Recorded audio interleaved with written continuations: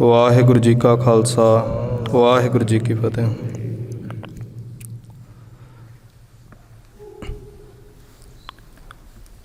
ਅਸੀਂ ਕਈ ਦਫਾ ਦਿਮਾਗੀ ਤਲ ਤੋਂ, ਸਰੀਰ ਦੇ ਬਲ ਤੋਂ ਕਾਫੀ ਯਤਨ ਕਰਦੇ ਹਾਂ ਕਿ ਜਿਹੜੀਆਂ ਚੀਜ਼ਾਂ ਹੈ ਉਹ ਸਾਡੇ ਹਿਸਾਬ ਨਾਲ ਹੋ ਜਾਣ। ਸਾਨੂੰ, ਕਿਉਂਕਿ ਅਸੀਂ ਆਮ ਮਨੁੱਖ ਹੁੰਦੇ ਹਾਂ, ਸਾਨੂੰ ਲੱਗਦਾ ਹੁੰਦਾ ਕਿ ਸਾਡੇ ਇੰਨੇ ਯਤਨਾਂ ਬਾਅਦ ਵੀ ਚੀਜ਼ਾਂ ਸਾਡੇ ਹਿਸਾਬ ਨਾਲ ਕਿਉਂ ਨਹੀਂ ਹੋ ਰਹੀਆਂ। ਹੁੰਦਾ ਉਹੀ ਹੁੰਦਾ ਜੋ ਮਹਾਰਾਜ ਨੂੰ ਭਾਉਂਦਾ। ਜਿਸ ਤਰ੍ਹਾਂ ਬਿਹਤਰ ਹੋਣਾ ਹੁੰਦਾ ਉੱਦਾਂ ਹੀ ਹੁੰਦਾ। ਆਪਣੇ ਲੱਖ ਯਤਨਾਂ ਦੇ ਬਾਵਜੂਦ ਸਾਰੇ ਕੀਰਤਨ ਦੌਰਾਨ ਇਹ ਮਾਈਕ ਨਹੀਂ ਚੱਲਿਆ ਹੈ, ਕਿਉਂਕਿ ਆਪਾਂ ਜਿਸ ਕਾਰਜ ਲਈ ਇਕੱਤਰ ਹੋਏ ਹਾਂ, ਮੋਟੇ ਰੂਪ 'ਚ ਉਹ ਖਾਲਸਾ ਜੀ ਦੇ ਜਿਹੜੇ ਜੋੜ ਮੇਲੇ ਆ ਉਹ ਹੁਣ ਆਮ ਮੇਲਿਆਂ ਵਰਗੇ ਹੋ ਗਏ। ਉਸ ਮਸਲੇ ਨੂੰ ਲੈ ਕੇ ਆਪਾਂ ਇਕੱਤਰ ਹੋਏ ਹਾਂ, ਪਰ ਉਹਦੇ 'ਚ ਹੀ ਜਿਹੜਾ ਖਾਸ ਤੌਰ 'ਤੇ ਜੋ ਮਸਤੂਆਣਾ ਸਾਹਿਬ ਆਪਣੇ ਨੇੜਲੇ ਸਥਾਨ 'ਤੇ ਹਰ ਸਾਲ ਜੋੜ ਮੇਲਾ ਹੁੰਦਾ, ਉਹਦੇ ਪਰਥਾਏ ਵਿਚਾਰ ਕਰਨ ਦੇ ਲਈ ਇਕੱਤਰ ਹੋਏ। ਜਦੋਂ ਸੰਤ ਅਤਰ ਸਿੰਘ ਹੋਣਾ ਦੀ ਯਾਦ 'ਚ ਆਪਾਂ ਇਕੱਤਰ ਹੋਏ ਹਾਂ, ਅਤੇ ਗੱਲ ਉਹਨਾਂ ਬਾਰੇ ਮੇਰੇ ਖਿਆਲ ਆਪਾਂ ਸਾਰੇ ਹੀ ਜਾਣਦੇ ਹਾਂ ਕਿ ਉਹ ਜਦੋਂ ਕੀਰਤਨ ਕਰਦੇ ਸੀ ਤਾਂ ਉਹ ਮਾਈਕ ਤੋਂ ਬਿਨਾਂ ਕੀਰਤਨ ਕਰਦੇ ਸੀ, ਅਤੇ ਉਹਨਾਂ ਦਾ ਕੀਰਤਨ ਬੜੀ ਦੂਰ ਦੂਰ ਤੱਕ ਸੁਣਾਈ ਦਿੰਦਾ ਸੀਗਾ। ਸੋ ਕਈ ਵਾਰੀ ਵੱਡੀਆਂ ਰਮਜਾਂ ਹੁੰਦੀਆਂ, ਸਾਰੀ ਗੱਲ 'ਚ ਸਾਨੂੰ ਸਮਝ ਨਹੀਂ ਆ ਰਹੀਆਂ ਹੁੰਦੀਆਂ, ਸਾਨੂੰ ਲੱਗਦਾ ਹੁੰਦਾ ਕਿ ਸਾਡੇ ਹਿਸਾਬ ਨਾਲ ਨਹੀਂ ਹੋ ਰਿਹਾ। ਸੋ ਕਈ ਵਾਰ ਜਿੰਨਾ ਪੁਰਖਿਆਂ ਦੀ ਯਾਦ 'ਚ ਬੈਠੇ ਹੁੰਦੇ ਹਾਂ ਅਤੇ ਜਦੋਂ ਪਵਿੱਤਰ ਭਾਵਨਾ ਨਾਲ ਸਜੇ ਹੋਈਏ ਮਹਾਰਾਜ ਦੀ ਹਜ਼ੂਰੀ 'ਚ, ਤਾਂ ਉਹਨਾਂ ਨੇ ਆਪਣੇ ਉਸ ਮਾਹੌਲ ਵਾਂਗ ਚੀਜ਼ਾਂ ਆਪਣੇ ਵਾਂਗੂ ਕਰ ਦੇਣੀਆਂ ਹੁੰਦੀਆਂ। ਸੋ ਇੱਕ ਚੰਗਾ ਇਸ਼ਾਰਾ ਹੈ ਆਪਣੀ ਸਾਰੀ ਇਸ ਗੱਲਬਾਤ ਦੇ ਸ਼ੁਰੂ ਕਰਨ ਦਾ। ਜਦੋਂ ਪਹਿਲੀ ਦਫਾ ਇਹ ਸਾਰੀ ਮੁਹਿੰਮ ਤਹਿਤ ਕਿਸੇ ਨਗਰ ਨੇ ਮਤਾ ਪਾਇਆ, ਅਤੇ ਉਹ ਇਹ ਸਥਾਨ ਨੇ ਮਤਾ ਪਾਇਆ ਸੀ ਸਭ ਤੋਂ ਪਹਿਲਾਂ। ਉਸ ਤੋਂ ਇਲਾਵਾ ਆਪਾਂ ਜਦੋਂ ਸੰਤਾਂ ਬਾਬਤ, ਸੰਤ ਅਤਰ ਸਿੰਘ ਹੋਣਾ ਬਾਬਤ ਗੱਲਬਾਤ ਕਰ ਰਹੇ ਹਾਂ, ਤਾਂ ਇਹ ਸਥਾਨ ਹੈ ਜਿਹੜਾ ਬਾਹਰ ਦਰੱਖਤ ਹੈ, ਰੁੱਖ ਹੈ, ਉਹਦੇ ਹੇਠਾਂ ਸੰਤ ਜੀ ਆ ਕੇ ਬੈਠਿਆ ਕਰਦੇ ਸੀ।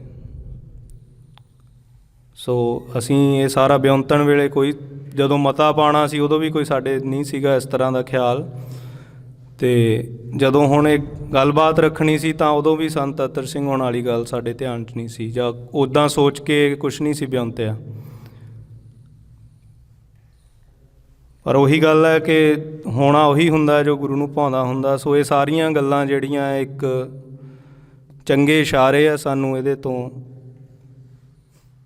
ਹੋਰ ਜ਼ਿਆਦਾ ਆਸਵੰਦ ਹੋਣਾ ਚਾਹੀਦਾ ਕਿ ਗੁਰੂ ਆਪਣੇ ਹਿਸਾਬ ਨਾਲ ਕਰਾ ਰਿਹਾ, ਸੋ ਇਹ ਬਿਹਤਰ ਹੀ ਹੋਣਾ। ਪੁਰਾਤਨ ਵੇਲਿਆਂ 'ਚ ਜਦੋਂ ਕੋਈ ਧਰਮ ਦਾ ਜਾਂ ਸੰਸਾਰ ਦਾ ਕਾਰਜ ਆਰੰਭਣਾ ਹੁੰਦਾ ਸੀ, ਤਾਂ ਗੁਰੂ ਮਹਾਰਾਜ ਦੀ ਹਜ਼ੂਰੀ ਦੇ ਵਿੱਚ ਸੱਜ ਕੇ, ਦੀਵਾਨ ਰੂਪ ਦੇ ਵਿੱਚ ਸੱਜ ਕੇ, ਜਿਵੇਂ ਆਪਾਂ ਬੈਠੇ ਹਾਂ, ਇੱਦਾਂ ਵਿਚਾਰਾਂ ਕੀਤੀਆਂ ਜਾਂਦੀਆਂ ਸੀ। ਫਿਰ ਉੱਤੇ ਸਲਾਹ ਕਰਕੇ ਸਾਂਝੀ ਰਾਏ ਬਣਾਈ ਜਾਂਦੀ ਸੀ। ਸੰਗਤ ਬਾਬਤ ਭਾਵੇਂ ਆਪਾਂ ਇਹ ਗੱਲ ਆਪਾਂ ਜਾਣਦੇ ਹਾਂ ਕਿ ਕੋਈ ਨਹੀਂ, ਰੱਖ ਲਓ, ਗੁਰੂ ਮਹਾਰਾਜ ਅਤੇ ਸੰਗਤ ਦੇ ਮਿਲਾਪ ਨਾਲ ਜਿਹੜੀ ਸੰਗਤ ਦੀ ਸੰਪੂਰਨਤਾ ਹੀ ਹੁੰਦੀ ਹੈ। ਉਹਦੇ ਬਾਵਜੂਦ ਗੁਰੂ ਸਾਹਿਬ ਨੇ ਸੰਗਤ ਨੂੰ ਵੱਡਾ ਕਿਹਾ, ਸੰਗਤ ਨੂੰ 21 ਵਿਸਵੇ ਕਿਹਾ, ਆਪਣੇ ਆਪ ਨੂੰ 20 ਵਿਸਵੇ ਰੱਖਿਆ। ਸੰਤ ਅਤਰ ਸਿੰਘ ਹੋਣਾ ਨੇ ਸੰਗਤ ਬਾਬਤ ਕਿਹਾ ਕਿ ਸੰਗਤ ਸਮਰੱਥ ਹੈ, ਸੰਗਤ ਚਾਹੇ ਤਾਂ ਉਹ ਸਾਰੇ ਹੀ ਰਿਵਾਜ਼ ਬਦਲ ਸਕਦੀ ਹੈ, ਸੰਗਤ ਵੱਡੀ ਹੈ। ਭਾਈ ਵੀਰ ਸਿੰਘ ਹੋਣਾ ਨੇ ਸੰਗਤ ਬਾਬਤ ਕਿਹਾ ਕਿ ਜੋ ਸੰਗਤ ਹੈ ਉਹ ਵਾਹਿਗੁਰੂ ਦਾ ਸਾਕਸ਼ਾਤ ਰੂਪ ਹੈ, ਸੰਗਤ ਦਾ ਹੁਕਮ ਵਾਹਿਗੁਰੂ ਦਾ ਹੁਕਮ ਹੈ। ਸੋ ਅੱਜ ਆਪਾਂ ਵੀ ਇਹ ਯਤਨ ਕਰ ਰਹੇ ਹਾਂ ਕਿ ਜੋ ਸਾਡੀ ਪਰੰਪਰਾ ਹੈ, ਰਵਾਇਤ ਹੈ, ਗੁਰੂ ਮਹਾਰਾਜ ਦੀ ਹਜ਼ੂਰੀ ਦੇ ਵਿੱਚ ਸੰਗਤੀ ਰੂਪ ਦੇ ਵਿੱਚ ਜੁੜ ਕੇ ਬੈਠ ਕੇ ਵਿਚਾਰ ਕਰਨ ਦੀ, ਰਾਏ ਕਰਨ ਦੀ, ਉਹਨੂੰ ਸੁਰਜੀਤ ਕਰੀਏ। ਜਦੋਂ ਆਪਣਾ ਕੋਈ ਕਾਰਜ ਆਰੰਭਣਾ ਹੈ ਜਾਂ ਚੱਲ ਰਹੇ ਕਾਰਜ ਦੌਰਾਨ ਉਹਦੇ ਅਗਲੇ ਪੜਾਅ ਵਜੋਂ ਕੁਛ ਵਿਚਾਰਨਾ ਹੈ ਤਾਂ ਉਹ ਸੰਗਤੀ ਰੂਪ 'ਚ ਹੋਵੇ। ਜੋੜ ਮੇਲਿਆਂ ਦੇ ਪ੍ਰਥਾਏ ਵੀ ਸਭ ਤੋਂ ਪਹਿਲੀ ਵਾਰ ਜਦੋਂ ਇਹ ਗੱਲ ਚੱਲੀ, ਉਦੋਂ ਵੀ ਕੋਈ ਇਸ ਤਰ੍ਹਾਂ ਦਾ ਵਿਸ਼ਾ ਸੋਚ ਕੇ ਗੱਲਬਾਤ ਨਹੀਂ ਸੀ ਆਰੰਭੀ। ਬਾਣੀ ਪੜ੍ਹਦਿਆਂ ਪਹਿਲੋਂ ਸੀ ਕਿ ਖੁੱਲ੍ਹੀਆਂ ਵਿਚਾਰਾਂ ਕਰਨੀਆਂ, ਇਸ ਤੋਂ ਬਾਅਦ ਪਿਛਲੀ ਬਰਸੀ ਦੌਰਾਨ ਮਸਤੂਆਣਾ ਸਾਹਿਬ ਵਿਖੇ ਬਾਣੀ ਪੜ੍ਹਦਿਆਂ ਇਹ ਫੁਰਨਾ ਆਇਆ ਕਿ ਇਸ ਵਿਸ਼ੇ 'ਤੇ ਗੱਲਬਾਤ ਕਰਨੀ ਚਾਹੀਦੀ। ਵਿਚਾਰ ਹੋਈ, ਉਹ 'ਚੋਂ ਕੁਛ ਨੁਕਤੇ ਆਏ ਕਿ ਸਾਰੇ ਪਿੰਡਾਂ ਦੀਆਂ ਸੰਗਤਾਂ ਨੂੰ ਉੱਦਮ ਕਰਨਾ ਚਾਹੀਦਾ। ਜੋ ਮਸਤੂਆਣਾ ਸਾਹਿਬ ਜੋੜ ਮੇਲੇ ਦੌਰਾਨ ਆਮ ਮੇਲਿਆਂ ਵਰਗਾ ਉੱਥੇ ਸਾਰੀਆਂ ਦੁਕਾਨਾਂ ਜਾਂ ਝੂਲਿਆਂ ਵਾਲਾ ਚੀਕ ਚਿਹਾੜਾ, ਰੌਲਾ ਰੱਪਾ ਹੋ ਗਿਆ, ਉਹ ਜਿੱਦਾਂ ਸੰਤ ਅਤਰ ਸਿੰਘ ਹੋਣਾ ਨੇ ਉਸ ਸਥਾਨ ਪ੍ਰਗਟ ਕੀਤਾ ਸੀਗਾ, ਜਦੋਂ ਉੱਥੇ ਝਿੜੀ ਹੁੰਦੀ ਸੀ, ਉਹ ਇਕਾਂਤ 'ਚ ਬੈਠੇ ਬਾਣੀ ਪੜ੍ਹੀ, ਚੌਂਕੜਾ ਲਾਇਆ, ਉਸ ਤਰ੍ਹਾਂ ਦਾ ਮਾਹੌਲ ਸਾਨੂੰ ਮੁੜ ਬਣਾਉਣਾ ਚਾਹੀਦਾ। ਆਉਂਦੇ ਸਾਲਾਂ ਨੂੰ, ਇਸ ਵਾਰ 97ਵੀਂ ਵਰਸੀ ਸੰਤ ਅਤਰ ਸਿੰਘ ਹੋਣਾ ਦੀ ਆਪਾਂ ਮਨਾਉਣੀ ਆ, ਆਉਂਦੇ ਸਾਲਾਂ ਨੂੰ 100 ਸਾਲਾ ਆਪਾਂ ਮਨਾਉਣਾ। ਤਾਂ ਇਹ ਕਾਹਲ ਤਿਆਗ ਕੇ ਕਿ ਸਾਰਾ ਕੁਛ ਇਸੇ ਸਾਲ ਠੀਕ ਕਰਨਾ ਅਤੇ ਆਪਾਂ ਨੂੰ ਲਗਾਤਾਰ ਯਤਨਸ਼ੀਲ ਰਹਿਣਾ ਪੈਣਾ ਕਿ ਆਪਾਂ ਘੱਟੋ ਘੱਟ 100ਵੇਂ ਸਾਲ ਤੱਕ ਇਹ ਸਾਰਾ ਮਾਹੌਲ ਉਸ ਤਰ੍ਹਾਂ ਦਾ ਕਰ ਲਈਏ ਕਿ ਕੋਈ ਵੀ ਬਾਹਰੋਂ ਸੜਕ ਤੋਂ ਅੰਦਰ ਪੈਰ ਧਰੇ ਤਾਂ ਉਹਨੂੰ ਲੱਗੇ ਕਿ ਮੈਂ ਕਿਸੇ ਗੁਰਮਤ ਸਮਾਗਮ 'ਚ, ਕੋਈ ਖਾਲਸਿਆਂ ਦੇ, ਸਿੱਖਾਂ ਦੇ ਜੋੜ ਮੇਲੇ 'ਚ ਦਖਲ ਹੋਇਆ। ਸਾਡੀ ਇਹ ਪਰੰਪਰਾ ਰਹੀ ਕਿ ਅਸੀਂ ਇਸ ਤਰ੍ਹਾਂ ਬੈਠ ਕੇ ਆਪਣੇ ਮਸਲੇ ਦੇ ਉੱਤੇ ਕੋਈ ਰਾਏ ਬਣਾਉਂਦੇ। ਸੋ ਅੰਗਰੇਜ਼ ਲੇਖਕ ਸਿੱਖਾਂ ਬਾਰੇ ਲਿਖਦਾ ਹੈ ਕਿ ਜਦੋਂ ਉਹ ਗੁਰਮਤਾ ਕਰਨ ਬੈਠਦੇ ਆ, ਉਦੋਂ ਉਹ ਆਪਣੇ ਸਾਰੇ ਹੀ ਨਿੱਜੀ ਵੈਰ ਵਿਰੋਧ, ਸਾਰੇ ਹੀ ਜੋ ਉਹਨਾਂ ਦੇ ਵਖਰੇਵੇਂ ਹੁੰਦੇ ਆ, ਉਹਨੂੰ ਭੁਲਾ ਕੇ ਬੈਠਦੇ ਆ। ਉਦੋਂ ਉਹਨਾਂ ਦੇ ਮਨ 'ਚ ਸਿਰਫ ਇੱਕੋ ਹੀ ਖਿਆਲ ਹੁੰਦਾ ਕਿ ਧਰਮ ਕਾ ਜੈਕਾਰ ਹੋਵੇ ਅਤੇ ਪੰਥ ਕੀ ਜੀਤ ਹੋਵੇ। ਸੋ ਗੁਰੂ ਮਹਾਰਾਜ ਕਿਰਪਾ ਕਰਨ, ਆਪਾਂ ਸਾਰੇ ਜਿਸ ਗੰਭੀਰ ਮਸਲੇ ਬਾਰੇ ਅੱਜ ਬੈਠ ਕੇ ਵਿਚਾਰ ਕਰ ਰਹੇ ਹਾਂ, ਆਪਾਂ ਆਪਣੇ ਹੀ ਸਾਰੇ ਕੋਈ ਨਿੱਕੇ ਮੋਟੇ ਗਿਲੇ ਸ਼ਿਕਵੇ ਅਗਰ ਕਿਸੇ ਦੇ ਹਨ ਵੀ, ਤਾਂ ਉਹ ਛੱਡ ਕੇ ਉਸ ਪਵਿੱਤਰ ਭਾਵਨਾ 'ਚੋਂ ਜੇ ਵਿਚਾਰਾਂ ਕਰਾਂਗੇ ਅਤੇ ਉਹਨਾਂ ਵਿਚਾਰਾਂ 'ਤੇ ਅਮਲ ਕਰਾਂਗੇ ਤਾਂ ਮਹਾਰਾਜ ਦੀ ਬਰਕਤ ਸਦਾ ਆਪਣੇ ਨਾਲ ਹੋਊਗੀ। ਅੰਗ ਸੰਗ ਸਹਾਈ ਹੋਣਾ ਮਹਾਰਾਜ ਨੇ। ਸੋ ਆਪਾਂ ਜਿੰਨੇ ਵੀ ਬੈਠੇ ਹਾਂ ਸੱਜਣ, ਸਾਰੇ ਹੀ ਕੁਛ ਨਾ ਕੁਛ ਇਹ ਸਾਰੇ ਮਸਲੇ 'ਤੇ ਵਿਚਾਰ ਕਰਾਂਗੇ। ਮੋਟੇ ਰੂਪ 'ਚ ਜਿਨ੍ਹਾਂ ਨੂੰ ਨਹੀਂ ਜਾਣਕਾਰੀ, ਥੋੜ੍ਹਾ ਦੱਸ ਦੇਵਾਂ ਦੁਬਾਰਾ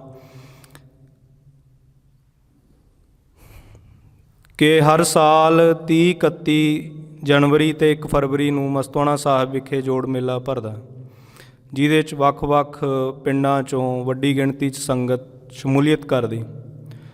ਆਪਣੇ ਪਿੰਡਾਂ 'ਚੋਂ ਕਰਦੀ, ਆਪਣੇ ਪਿੰਡਾਂ ਦੇ ਲੰਗਰ ਵੀ ਲੱਗਦੇ। ਉਹ ਤੋਂ ਇਲਾਵਾ ਵੀ ਬਹੁਤ ਦੂਰੋਂ ਬੰਬੇ, ਕਲਕੱਤਾ, ਦਿੱਲੀ ਤੋਂ ਸੰਗਤਾਂ ਆਉਂਦੀਆਂ, ਹੋਰ ਵੀ ਕਈ ਥਾਵਾਂ ਤੋਂ ਆਉਂਦੀਆਂ।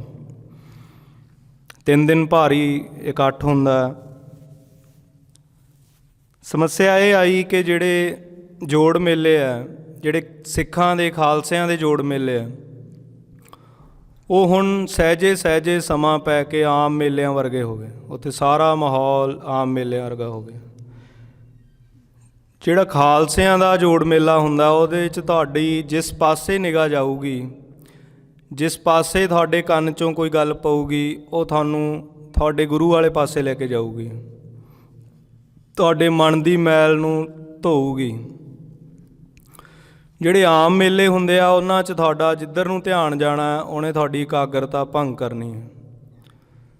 ਤੁਹਾਡੇ ਮਨ ਦੀ ਮੈਲ ਖਤਮ ਕਰਨ ਦੀ ਬਜਾਏ ਜੇ ਤੁਹਾਡੀ ਭਜਨ ਬੰਦਗੀ ਓਨੀ ਨਹੀਂ ਹੈ ਤਾਂ ਉਹ ਤੁਹਾਨੂੰ ਆਪਣੇ ਵਾਲੇ ਪਾਸੇ ਖਿੱਚ ਲੈਣਾ, ਉਹਨੇ ਬੁਰੇ ਖਿਆਲਾਂ ਨੇ ਤੁਹਾਨੂੰ ਘੇਰ ਲੈਣਾ। ਸੋ ਜਦੋਂ ਵੀ ਕਦੇ ਇਤਿਹਾਸ 'ਚ ਇਸ ਤਰ੍ਹਾਂ ਦਾ ਸਮਾਂ ਬਣਦਾ ਕਿ ਸਾਡੀਆਂ ਪਵਿੱਤਰ ਚੀਜ਼ਾਂ 'ਚ ਰਲਗੱਡ ਹੋ ਰਹੀ ਹੋਵੇ, ਪਵਿੱਤਰ ਚੀਜ਼ਾਂ ਮੈਲੀਆਂ ਹੋ ਰਹੀਆਂ ਹੋਣ, ਤਾਂ ਜੋ ਮੌਜੂਦਾ ਸਮੇਂ 'ਚ ਵਿਚਰ ਰਹੇ ਜੀਅ ਹੁੰਦੇ ਆ, ਜਿਵੇਂ ਹੁਣ ਦੇ ਸਮੇਂ ਆਪਾਂ ਸਾਰੇ ਹੀ ਵਿਚਰ ਰਹੇ, ਤਾਂ ਇਹ ਜ਼ਿੰਮੇਵਾਰੀ ਉਹਨਾਂ ਦੇ ਮੋਢਿਆਂ 'ਤੇ ਹੁੰਦੀ ਕਿ ਉਹ ਆਪਣੀ ਸਮਰੱਥਾ ਅਨੁਸਾਰ ਉੱਦਮ ਕਰਨ, ਯਤਨ ਕਰਨ ਅਤੇ ਉਹਨੂੰ ਸੋਧਣ ਦੇ ਲਈ, ਉਹਨੂੰ ਠੀਕ ਕਰਨ ਦੇ ਲਈ ਯਤਨਸ਼ੀਲ ਹੋਣ। ਸੰਗਤਾਂ ਨਾਲ ਵਿਚਾਰ ਕਰਨ ਉਪਰੰਤ ਇਹ ਰਾਏ ਆਈ ਸੀ ਪਿਛਲੇ ਸਾਲ ਜਾਂ ਲੰਘੀ ਜਨਵਰੀ ਕਹਿ ਲਈਏ, ਬਰਸੀ ਦੌਰਾਨ, ਕਿ ਆਪਾਂ ਨੂੰ ਪਿੰਡ ਪਿੰਡ ਜਾ ਕੇ ਜਿੰਨੀਆਂ ਹੀ ਲੰਗਰ ਕਮੇਟੀਆਂ ਹੈ ਜਾਂ ਜਿੰਨੀਆਂ ਹੋਰ ਸੰਗਤਾਂ ਹੈ ਜਿਹੜੀਆਂ ਇੱਥੇ ਕਿਸੇ ਵੀ ਰੂਪ 'ਚ ਸੇਵਾ ਕਰਦੀਆਂ, ਸਾਰਿਆਂ ਨੂੰ ਮਿਲਣਾ ਚਾਹੀਦਾ। ਸੋ ਅਸੀਂ ਪਿਛਲੇ ਮਹੀਨੇ ਮਸਤੋਆਣਾ ਸਾਹਿਬ ਮਹਾਰਾਜ ਨੂੰ ਅਰਦਾਸ ਬੇਨਤੀ ਕਰਕੇ ਤੁਰੇ ਸੀ। ਸੋ ਪਹਿਲਾ ਪਿੰਡ ਇੱਥੇ ਬੇਨੜੇ ਆਏ ਸੀਗੇ। ਸੋ ਇਹ ਵਿਚਾਰਾਂ ਕੀਤੀਆਂ ਕਿ ਆਪਾਂ ਨੂੰ ਇਹ ਜੋ ਕੁਛ ਚੀਜ਼ਾਂ ਦੀ ਰਲਗੱਡ ਹੋ ਗਈ ਹੈ, ਇਹਨੂੰ ਠੀਕ ਕਰਨ ਲਈ ਉੱਦਮ ਕਰਨਾ ਚਾਹੀਦਾ। ਸੋ ਇਹ ਸਾਰਾ ਕੁਛ ਜਵਾਨੀ ਕਲਾਮੀ ਕਰਨ ਦੀ ਬਜਾਏ ਲਿਖਤੀ ਕਰਨਾ ਚਾਹੀਦਾ, ਕਿਉਂਕਿ ਇਹਨੇ ਕੱਲ੍ਹ ਨੂੰ ਇਤਿਹਾਸ ਬਣਨਾ ਹੈ। ਆਉਂਦੀਆਂ ਪੀੜ੍ਹੀਆਂ ਨੇ ਦੇਖਣਾ ਹੈ ਕਿ ਜਦੋਂ ਇਸ ਤਰ੍ਹਾਂ ਦਾ ਸਮਾਂ ਸੀ ਤਾਂ ਸਾਡੇ ਵੱਡਿਆਂ ਨੇ ਕੀ ਯਤਨ ਕੀਤੇ, ਉਹਨਾਂ ਦੀ ਇਸ ਸਾਰੇ ਬਾਰੇ ਕਿਸ ਤਰ੍ਹਾਂ ਦੀ ਸ਼ਮੂਲੀਅਤ ਰਹੀ, ਕਿਸ ਤਰ੍ਹਾਂ ਦੀ ਗਵਾਹੀ ਰਹੀ।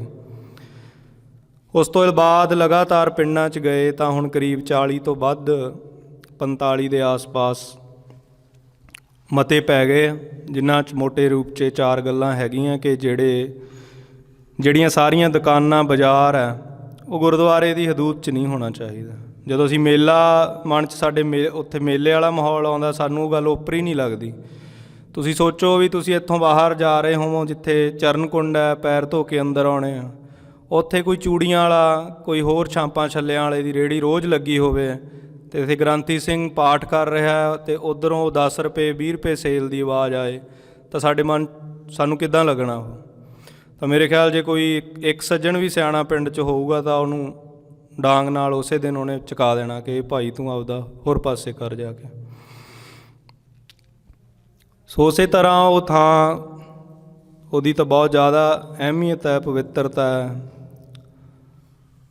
ਸਾਧੂਆਂ ਨੇ ਉੱਥੇ ਤਪ ਕੀਤਾ ਹੈ, ਬੰਦਗੀ ਕੀਤੀ ਹੈ, ਤਾਂ ਉੱਥੇ ਜਿਹੜਾ ਇਹ ਸਾਰਾ ਬਾਜ਼ਾਰ ਵਾਲਾ, ਦੁਕਾਨਾਂ ਵਾਲਾ ਮਾਹੌਲ ਹੈ, ਉਹ ਆਪਾਂ ਗੁਰਦੁਆਰਿਆਂ ਦੀ ਹਦੂਦ 'ਚੋਂ ਬਾਹਰ, ਵੈਸੇ ਤਾਂ ਉਹ ਗੁਰਮਤਿ ਅਨੁਸਾਰ ਹੋਣਾ ਨਹੀਂ ਚਾਹੀਦਾ, ਪਰ ਉਹ ਘੱਟੋ ਘੱਟ ਸ਼ੁਰੂਆਤੀ ਕਦਮ ਵਜੋਂ ਉਹ ਗੁਰਦੁਆਰਿਆਂ ਦੇ ਕੋਲ ਨਾ ਹੋਵੇ, ਉਹ ਬਾਹਰ ਕਿਸੇ ਖੇਤ 'ਚ ਇੱਕ ਪਾਸੇ ਹੋਵੇ। ਜਿਹਨੇ ਕੋਈ ਉਸ ਤਰ੍ਹਾਂ ਦਾ ਸੁਰਤੀ ਬਿਰਤੀ ਵਾਲਾ ਕੋਈ ਆਇਆ ਤਾਂ ਉਸ ਪਾਸੇ ਜਾਵੇ। ਗੁਰਦੁਆਰਿਆਂ ਦੀ ਹਦੂਦ 'ਚ ਸੇਵਾ ਵਾਲੇ ਅਤੇ ਮਹਾਰਾਜ ਨੂੰ ਨਮਸਕਾਰ ਕਰਨ ਵਾਲੇ, ਬਾਣੀ ਸੁਣਨ ਵਾਲੇ ਸਰੀਰ ਹੀ ਹੋਣ। ਦੂਸਰਾ, ਜਿਹੜੇ ਉੱਥੇ ਟਰੈਕਟਰਾਂ 'ਤੇ ਜਾਂ ਹੋਰ ਸਾਧਨਾਂ 'ਤੇ ਡੈਕ ਵਗੈਰਾ ਲੱਗਦੇ, ਉਹ ਸਾਰੇ ਬੰਦ ਹੋਣ। ਬਾਹਰਲੀ ਸੜਕ ਤੋਂ ਅੰਦਰ ਆਉਂਦੇ ਆ, ਉਹ ਬੰਦ ਹੋਣ। ਤੀਜਾ, ਜਿੰਨਾ ਆਪਾਂ ਸਾਰੇ ਲੰਗਰ ਲਾਉਣੇ ਆ ਤਾਂ ਆਪਾਂ ਵੀ ਦੇਖਾ ਦੇਖੀ ਲੰਗਰਾਂ 'ਚ ਸਪੀਕਰਾਂ ਦੀ ਵਰਤੋਂ ਕਰਨੀ ਸ਼ੁਰੂ ਕਰਤੀ ਕਿ ਆਓ ਭਾਈ ਛੱਕ ਕੇ ਜਾਓ, ਜਾਂ ਕਿਸੇ ਨੇ 10 ਰੁਪਏ ਦਿੱਤੇ, 50 ਦਿੱਤੇ, ਉਹ ਸਾਰਾ ਵੀ ਉਹ ਸਾਡਾ ਸੱਭਿਆਚਾਰ ਨਹੀਂ ਹੈ, ਉਹ ਖ਼ਤਮ ਕਰਨਾ ਚਾਹੀਦਾ। ਅਤੇ ਇਸੇ ਤਰ੍ਹਾਂ ਜਿੰਨੇ ਪੰਡਾਲ ਸਜਦੇ, ਉਹਨਾਂ ਦੀ ਪੰਡਾਲਾਂ ਦੀ ਆਵਾਜ਼ ਵੀ, ਭਾਵੇਂ ਉੱਥੇ ਦੀਵਾਨ ਹੀ ਸਜਦੇ ਆ, ਪਰ ਉਹ ਦੀਵਾਨਾਂ ਦੀ ਆਵਾਜ਼ ਦੇ ਬਾਹਰ ਸਪੀਕਰ, ਹਰੇਕ ਪੰਡਾਲ ਵਾਲੇ ਨੂੰ ਹੁੰਦਾ ਕਿ ਮੇਰੇ ਪੰਡਾਲ ਵਾਲੀ ਆਵਾਜ਼ ਬਾਹਰ ਸੁਣੇ, ਦੂਜੇ ਨੂੰ ਹੁੰਦਾ ਮੇਰੀ ਸੁਣੇ, ਉਹ ਸਾਰੇ ਲਾਏ ਹੁੰਦੇ ਅਤੇ ਸਾਡੇ ਆਮ ਸੰਗਤ ਲਈ ਕਿਸੇ ਇੱਕ ਦੀ ਵੀ ਨਹੀਂ ਸੁਣ ਰਹੀ ਹੁੰਦੀ, ਉਹ ਆਪਸ 'ਚ ਹੀ ਉਲਝ ਰਹੀ ਹੁੰਦੀ। ਸੋ ਸਾਡੀ ਇਕਾਗਰਤਾ ਬਣਾਉਣ ਦੀ ਬਜਾਏ ਉਹ ਇਕਾਗਰਤਾ ਤੋੜ ਰਹੀ ਹੁੰਦੀ। ਸੋ ਇਹ 3-4 ਨੁਕਤੇ ਆ ਜਿਹੜੇ ਆਪਾਂ ਨੂੰ ਲੱਗਦਾ ਕਿ ਮਸਤੋਆਣਾ ਸਾਹਿਬ ਸਮਾਗਮ ਦੌਰਾਨ ਨਹੀਂ ਹੋਣੇ ਚਾਹੀਦੇ। ਇਸ ਸੰਬੰਧ 'ਚ ਮਤੇ ਪੈ ਰਹੇ ਪਿੰਡਾਂ 'ਚੋਂ, ਅਤੇ ਆਪਾਂ ਹੁਣ ਇਹ ਸਾਰੇ ਮਸਲੇ 'ਤੇ ਵਿਚਾਰ ਕਰਨੀ ਕਿ ਸਾਡੇ ਜੋੜ ਮੇਲਿਆਂ ਦਾ ਅਤੇ ਜੋ ਹੁਣ ਮੌਜੂਦਾ ਵਿਗਾੜ ਆ ਗਿਆ ਉਹਦੀ ਬਹਾਲੀ ਦੇ ਲਈ ਮਤਿਆਂ ਤੋਂ ਇਲਾਵਾ ਹੁਣ ਅਗਲੇ ਕਦਮ ਵਜੋਂ ਆਪਾਂ ਕੀ ਕਰ ਸਕਦੇ ਹਾਂ। ਅਤੇ ਮਤਿਆਂ ਤੋਂ ਬਿਨਾਂ ਜਿਹੜੀ ਆਮ ਪਿੰਡਾਂ ਦੀ, ਆਪਾਂ ਸਾਰੇ ਵੱਖ-ਵੱਖ ਥਾਵਾਂ ਤੋਂ ਆਏ, ਆਪਾਂ ਕੀ ਸਹਿਯੋਗ ਕਰ ਸਕਦੇ ਹਾਂ। ਵਾਹਿਗੁਰੂ ਜੀ ਕਾ ਖਾਲਸਾ, ਵਾਹਿਗੁਰੂ ਜੀ ਕੀ ਫਤਿਹ। ਗੁਰੂ ਸਾਹਿਬ ਦੀ ਨਿੱਘੀ ਗੋਦ ਵਿੱਚ ਜੁੜ ਬੈਠੀ ਸੰਗਤ ਜੀ, ਵਾਹਿਗੁਰੂ ਜੀ ਕਾ ਖਾਲਸਾ, ਵਾਹਿਗੁਰੂ ਜੀ ਕੀ ਫਤਿਹ। ਕੁਛ ਮੁੱਢਲੀਆਂ ਗੱਲਾਂ ਭਾਈ ਮਲਕੀਤ ਸਿੰਘ ਹੋਰਾਂ ਨੇ ਤੁਹਾਡੇ ਨਾਲ ਸਾਂਝੀਆਂ ਕੀਤੀਆਂ। ਮਸਤੋਆਣਾ ਸਾਹਿਬ ਜਿਹੜਾ ਸੰਤ ਅਤਰ ਸਿੰਘ ਜੀ ਦੀ ਯਾਦ ਵਿੱਚ ਆਪਾਂ ਜੁੜਦੇ ਹਾਂ ਜਨਵਰੀ 'ਚ, ਉਹਦੇ ਬਾਬਤ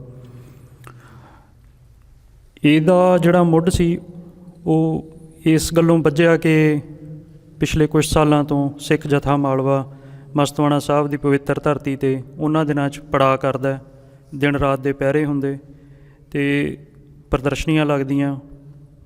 ਉਸ ਤੋਂ ਬਾਅਦ ਰਾਤ ਨੂੰ ਗੁਰੂ ਦਾ ਜਸ ਗਾਇਆ ਜਾਂਦਾ ਅਤੇ ਸੰਗਤਾਂ ਨਾਲ ਵਿਚਾਰ ਕੀਤੀ ਜਾਂਦੀ।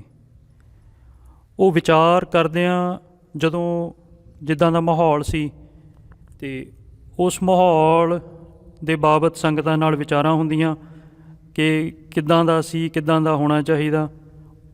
ਇਹ ਪਿਛਲੇ ਸਾਲ ਦੀਆਂ ਗੱਲਾਂ ਹੈ ਨਾ। ਇਸ ਤੋਂ ਪਿਛਲੇ ਸਾਲ, ਉਦੋਂ ਵੀ ਪਿਛਲੇ ਸਾਲ ਜਦੋਂ ਪੜਾਅ ਹੋਇਆ, ਉਦੋਂ ਸੰਤਾਂ ਬਾਰੇ ਕੁਛ ਉੱਥੋਂ ਅਸੀਂ ਕਿਤਾਬਾਂ ਵੀ ਲਈਆਂ, ਸੰਤਾਂ ਬਾਰੇ ਕੁਛ ਜਿਹੜੀ ਸਾਨੂੰ ਜਾਣਕਾਰੀ ਮਿਲੀ ਉਹਨੂੰ ਵਾਚਿਆ। ਉਸ ਤੋਂ ਪਹਿਲਾਂ ਜਿਹੜੀ ਸਾਡੇ ਕੋਲ ਜਾਣਕਾਰੀ ਸੀ ਸੰਤਾਂ ਬਾਬਤ, ਉਹ ਸਾਡੇ ਬਜ਼ੁਰਗਾਂ ਤੋਂ ਸੀ, ਜਿਹੜੀ ਉਹ ਸਾਨੂੰ ਸੰਤ ਅਤਰ ਸਿੰਘ ਜੀ ਬਾਰੇ ਕੋਈ ਕਥਾ ਸੁਣਾਉਂਦੇ, ਕੋਈ ਕਹਾਣੀ ਸੁਣਾਉਂਦੇ, ਉਹਨਾਂ ਦੇ ਜੀਵਨ ਦੇ ਬਾਰੇ ਕੋਈ ਸਾਨੂੰ ਵਿਸਾਖੀ ਸੁਣਾਉਂਦੇ।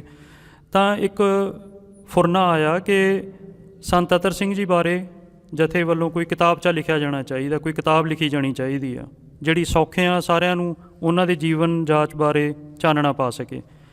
ਤਾਂ ਮਹਾਰਾਜ ਨੇ ਬੇਨਤੀ ਪ੍ਰਵਾਨ ਕੀਤੀ, ਸਾਨੂੰ ਉੱਦਮ ਬਖਸ਼ਿਆ, ਤਰਸ ਕੀਤਾ ਅਤੇ ਇਹ ਸੇਵਾ ਹੋਈ। ਇਹਦੇ 'ਚ ਇੱਕ ਬੇਨਤੀ ਜ਼ਰੂਰ ਕਰਨੀ ਕਿ ਇਹ ਉਹ ਕਿਤਾਬ ਸੀ ਜਿਹੜੀ ਭਾਈ ਹਰਪ੍ਰੀਤ ਸਿੰਘ ਹੋਰਾਂ ਨੇ ਸੰਤ ਅਤਰ ਸਿੰਘ ਜੀ ਦੇ ਜੀਵਨ 'ਤੇ ਲਿਖੀ, ਰਾਜ ਜੋਗੀ। ਇਹ ਕਿਤਾਬ ਜਦੋਂ ਲਿਖਣ ਲੱਗਿਆਂ ਸੰਤ ਅਤਰ ਸਿੰਘ ਜੀ ਦੇ ਜੀਵਨ ਬਾਰੇ ਕੁਛ ਹੋਰ ਕਿਤਾਬਾਂ ਪੜ੍ਹੀਆਂ ਤਾਂ ਉਹਨਾਂ ਦੀ ਜੀਵਨ ਬਾਰੇ ਸਾਨੂੰ ਕੁਛ ਗੱਲਾਂ ਪਤਾ ਲੱਗੀਆਂ ਕਿ ਉਹ ਕਿੱਦਾਂ ਦਾ ਉਹਨਾਂ ਦਾ ਜੀਵਨ ਸੀ, ਕਿੱਦਾਂ ਦਾ ਉਹਨਾਂ ਦਾ ਰਹਿਣ ਸਹਿਣ ਸੀ। ਅਤੇ ਉਦੋਂ ਸਾਨੂੰ ਇੱਕ ਬੜਾ ਵੱਡਾ ਪਾੜਾ ਲੱਗਿਆ ਕਿ ਜਿੱਦਾਂ ਦਾ ਸੰਤ ਅਤਰ ਸਿੰਘ ਜੀ ਦਾ ਜੀਵਨ ਸੀ ਅਤੇ ਜਿੱਦਾਂ ਦਾ ਹੁਣ ਆਪਾਂ ਉਹਨਾਂ ਦੀ ਯਾਦ 'ਚ ਜੁੜ ਬੈਠਦੇ ਹਾਂ, ਉਹ 'ਚ ਬਹੁਤ ਵੱਡਾ ਇੱਕ ਪਾੜ ਪੈ ਗਿਆ। ਉਹ ਪਾੜ ਸਮੇਂ ਦੇ ਨਾਲ ਪਿਆ ਅਤੇ ਉਹ ਸਮੇਂ ਨਾਲ ਹੀ ਦੂਰ ਹੋਣਾ। ਉਹਦੇ ਬਾਰੇ ਸੰਗਤਾਂ ਨਾਲ ਜਦੋਂ ਪਿਛਲੇ ਸਾਲ ਵਿਚਾਰਾਂ ਹੋਈਆਂ ਤਾਂ ਕਰੀਬ ਸਾਰੀਆਂ ਸੰਗਤਾਂ ਦੀ ਸਹਿਮਤੀ ਸੀ ਇਸ ਗੱਲ 'ਤੇ ਵੀ ਇਹ ਠੀਕ ਨਹੀਂ ਹੋ ਰਿਹਾ, ਮਰਿਆਦਾ ਦੇ ਹਿਸਾਬ ਨਾਲ ਨਹੀਂ ਹੋ ਰਿਹਾ ਅਤੇ ਆਪਾਂ ਨੂੰ ਇਹਦੇ ਬਾਰੇ ਕੁਛ ਕਰਨਾ ਚਾਹੀਦਾ। ਅਤੇ ਉਹ ਵਿਚਾਰਾਂ ਕਰਦਿਆਂ ਇਹ ਫੁਰਨਾ ਆਇਆ ਕਿ ਪਿੰਡ ਦੀਆਂ ਸੰਗਤਾਂ ਜਿਹੜੀਆਂ ਲੰਗਰ ਲਾਉਂਦੇ ਆ ਉਹਨਾਂ ਨੂੰ ਮਿਲਿਆ ਜਾਵੇ ਅਤੇ ਉਹ ਮਿਲਣ ਤੋਂ ਬਾਅਦ ਉਹਨਾਂ ਨਾਲ ਵਿਚਾਰਾਂ ਕਰਕੇ ਇਸ ਬਾਰੇ ਅੱਗੇ ਕੁਛ ਤੋਰਿਆ ਜਾਵੇ। ਤਾਂ ਇਸ ਹੁਣ ਪਿਛਲੇ ਕੁਛ ਮਹੀਨਿਆਂ ਤੋਂ ਸਿੱਖ ਜਥਾ ਮਾਲਵਾ ਵੱਲੋਂ ਵੱਖ-ਵੱਖ ਪਿੰਡਾਂ 'ਚ ਪਹੁੰਚ ਕੀਤੀ ਗਈ। ਜਿੱਦਾਂ ਭਾਈ ਮਲਕੀਤ ਸਿੰਘ ਹੋਰਾਂ ਨੇ ਦੱਸਿਆ ਕਿ ਸ਼ੁਰੂਆਤ ਬੇਨੜੇ ਤੋਂ ਹੋਈ ਅਤੇ ਉਹ ਵਿਚਾਰਾਂ ਕਰਦਿਆਂ ਮਤੇ ਪਿੰਡਾਂ ਦੀਆਂ ਸੰਗਤਾਂ ਨੇ, ਗੁਰਦੁਆਰਾ ਕਮੇਟੀਆਂ ਨੇ, ਲੰਗਰ ਕਮੇਟੀਆਂ ਨੇ, ਉਹਨਾਂ ਨੇ ਪਾਏ। ਅਤੇ ਉਸ ਤੋਂ ਬਾਅਦ ਹੁਣ ਅਗਲੇ ਪੜਾਅ ਵਜੋਂ ਅਸੀਂ ਇੱਕ ਗੋਸ਼ਟ ਦਾ ਇਹ ਰੱਖਿਆ ਇੱਥੇ ਕਿ ਚਲੋ ਮਿਲ ਬੈਠ ਕੇ ਸੰਗਤ ਹੁਣ ਅਗਲੇ ਜਿਹੜੇ ਆਪਣੇ ਉਪਰਾਲੇ ਆ, ਅਗਲੇ ਕਦਮ ਕੀ ਹੋਣੇ ਚਾਹੀਦੇ, ਉਹਦੇ ਬਾਰੇ ਸਾਰੇ ਆਪਣੇ ਵਿਚਾਰ ਦੇਣ। ਤਾਂ ਉਹ ਕਿਤਾਬ ਜਿਹੜੀ ਸੀ ਸੰਤ ਅਤਰ ਸਿੰਘ ਜੀ ਬਾਰੇ, ਉਹਦੇ 'ਚ ਪੜ੍ਹਦੇ ਹਾਂ ਬੜਾ ਕੁਛ ਆਉਂਦਾ। ਉਹਦੇ ਵਿੱਚ ਜਿਹੜੀਆਂ ਸਾਖੀਆਂ ਨੇ, ਉਹ ਹਰ ਇੱਕ ਸਾਖੀ ਸਾਨੂੰ ਸਿੱਖਿਆ ਦਿੰਦੀ ਕੁਛ ਨਾ ਕੁਛ। ਅਤੇ ਉਹ ਜਿਹੜੀ ਸਿੱਖਿਆ ਉਹ ਸਾਨੂੰ ਇਸ ਜਿਹੜਾ ਮਾਹੌਲ ਜਿੱਦਾਂ ਦਾ ਹੁਣ ਉੱਥੇ ਬਣ ਗਿਆ, ਉਹਦੇ ਬਾਰੇ ਸਾਨੂੰ ਕੁਛ ਦੱਸਦੀ ਵੀ ਉਹਨਾਂ ਦਾ ਜੀਵਨ ਕਿੱਦਾਂ ਦਾ ਸੀ ਅਤੇ ਹੁਣ ਆਪਾਂ ਕੀ ਕਰ ਰਹੇ। ਸੰਤ ਅਤਰ ਸਿੰਘ ਜੀ ਬਾਰੇ ਇਸ ਕਿਤਾਬ 'ਚ ਜ਼ਿਕਰ ਆਉਂਦਾ ਵੀ ਜਦੋਂ ਗੋਦਾਵਰੀ ਦੇ ਕੰਢੇ ਉਹ ਤਪ ਕਰਦੇ ਸੀ ਤਾਂ ਉਹ ਬੜਾ ਦੂਰ ਤੱਕ ਚਲੇ ਜਾਂਦੇ, ਕਾਫੀ ਦੂਰ ਤੱਕ, ਜਿੱਥੇ ਕੋਈ ਵਸੋਂ ਨਾ ਹੋਵੇ, ਜਿੱਥੇ ਕੋਈ ਆਉਂਦਾ ਜਾਂਦਾ ਨਾ ਹੋਵੇ, ਅਤੇ ਉਹ ਆਪਣਾ ਪ੍ਰਭੂ ਬੰਦਗੀ 'ਚ ਜੁੜ ਸਕਣ। ਅਤੇ ਇਹਦਾ ਕਾਰਨ ਸਾਰਾ ਇਹੀ ਹੁੰਦਾ ਸੀ ਕਿ ਉਹਨਾਂ ਨੂੰ ਇਹ ਚੀਜ਼ਾਂ ਪਸੰਦ ਨਹੀਂ ਸੀ, ਦੁਨਿਆਵੀ ਚੀਜ਼ਾਂ ਜਿਹੜੀਆਂ। ਇਸੇ ਤਰ੍ਹਾਂ ਦੂਜਾ ਇਹਦੇ 'ਚ ਜ਼ਿਕਰ ਜਿਹੜਾ ਆਉਂਦਾ ਉਹ ਜਿਵੇਂ ਐਬਟਾਬਾਦ ਦੀਆਂ ਪਹਾੜੀਆਂ ਦਾ ਆਉਂਦਾ ਕਿ ਉੱਥੇ ਉਹ ਐਬਟਾਬਾਦ ਦੀਆਂ ਪਹਾੜੀਆਂ 'ਚ ਜਾ ਕੇ ਉਹਨਾਂ ਨੇ ਤਪ ਕੀਤਾ। ਕਈ ਵਾਰ ਤਾਂ ਕਈ ਦਿਨ ਉਹਨਾਂ ਦੇ ਬੀਤ ਜਾਂਦੇ, ਕੋਈ ਲੰਗਰ ਪ੍ਰਸ਼ਾਦੇ ਦਾ ਵੀ ਉਹਨਾਂ ਨੂੰ ਕੋਈ ਪਹਿਰਾ ਨਾ ਹੁੰਦਾ, ਬਟ ਉਹ ਆਪਣੇ ਜਪ ਤਪ ਦੇ ਵਿੱਚ ਬੰਦਗੀ 'ਚ ਜੁੜੇ ਰਹਿੰਦੇ। ਤਾਂ ਇਹ ਸਾਰੇ ਕਾਸੇ ਦੇ ਬਾਬਤ ਜਦੋਂ ਅਸੀਂ ਸੋਚਿਆ ਵਿਚਾਰਿਆ, ਇਸੇ ਰਾਹ 'ਤੇ ਫਿਰ ਤੁਰੇ, ਮਤੇ ਪਏ, ਹੁਣ ਆਪਾਂ ਗੋਸ਼ਟ ਕਰ ਰਹੇ। ਤਾਂ ਸਾਰਿਆਂ ਨੂੰ ਇੱਕ ਬੇਨਤੀ ਹੈ ਕਿ ਕੁਛ ਨਾ ਕੁਛ ਜੋ ਆਪਾਂ ਨੂੰ ਲੱਗਦਾ ਕਿ ਅਗਲੇ ਆਪਣੇ ਕਦਮ ਹੋਣੇ ਚਾਹੀਦੇ, ਉਹਦੇ ਬਾਰੇ ਆਪਾਂ ਵਿਚਾਰਾਂ ਕਰੀਏ। ਇੱਥੇ ਤੱਕ ਜਿਹੜੇ ਗੁਰੂ ਦੇ ਅਦਬ ਦੀ ਗੱਲ ਆਉਂਦੀ, ਗੁਰੂ ਦੇ ਅਦਬ ਬਾਰੇ ਇੱਥੇ ਤੱਕ ਵੀ ਆਉਂਦਾ ਵੀ ਇੱਕ ਵਾਰ ਸਵੇਰ ਦੇ ਦੀਵਾਨ ਸਜਣੇ ਸੀ, ਮੀਂਹ ਬਹੁਤ ਜ਼ਿਆਦਾ ਪੈ ਰਿਹਾ ਸੀ।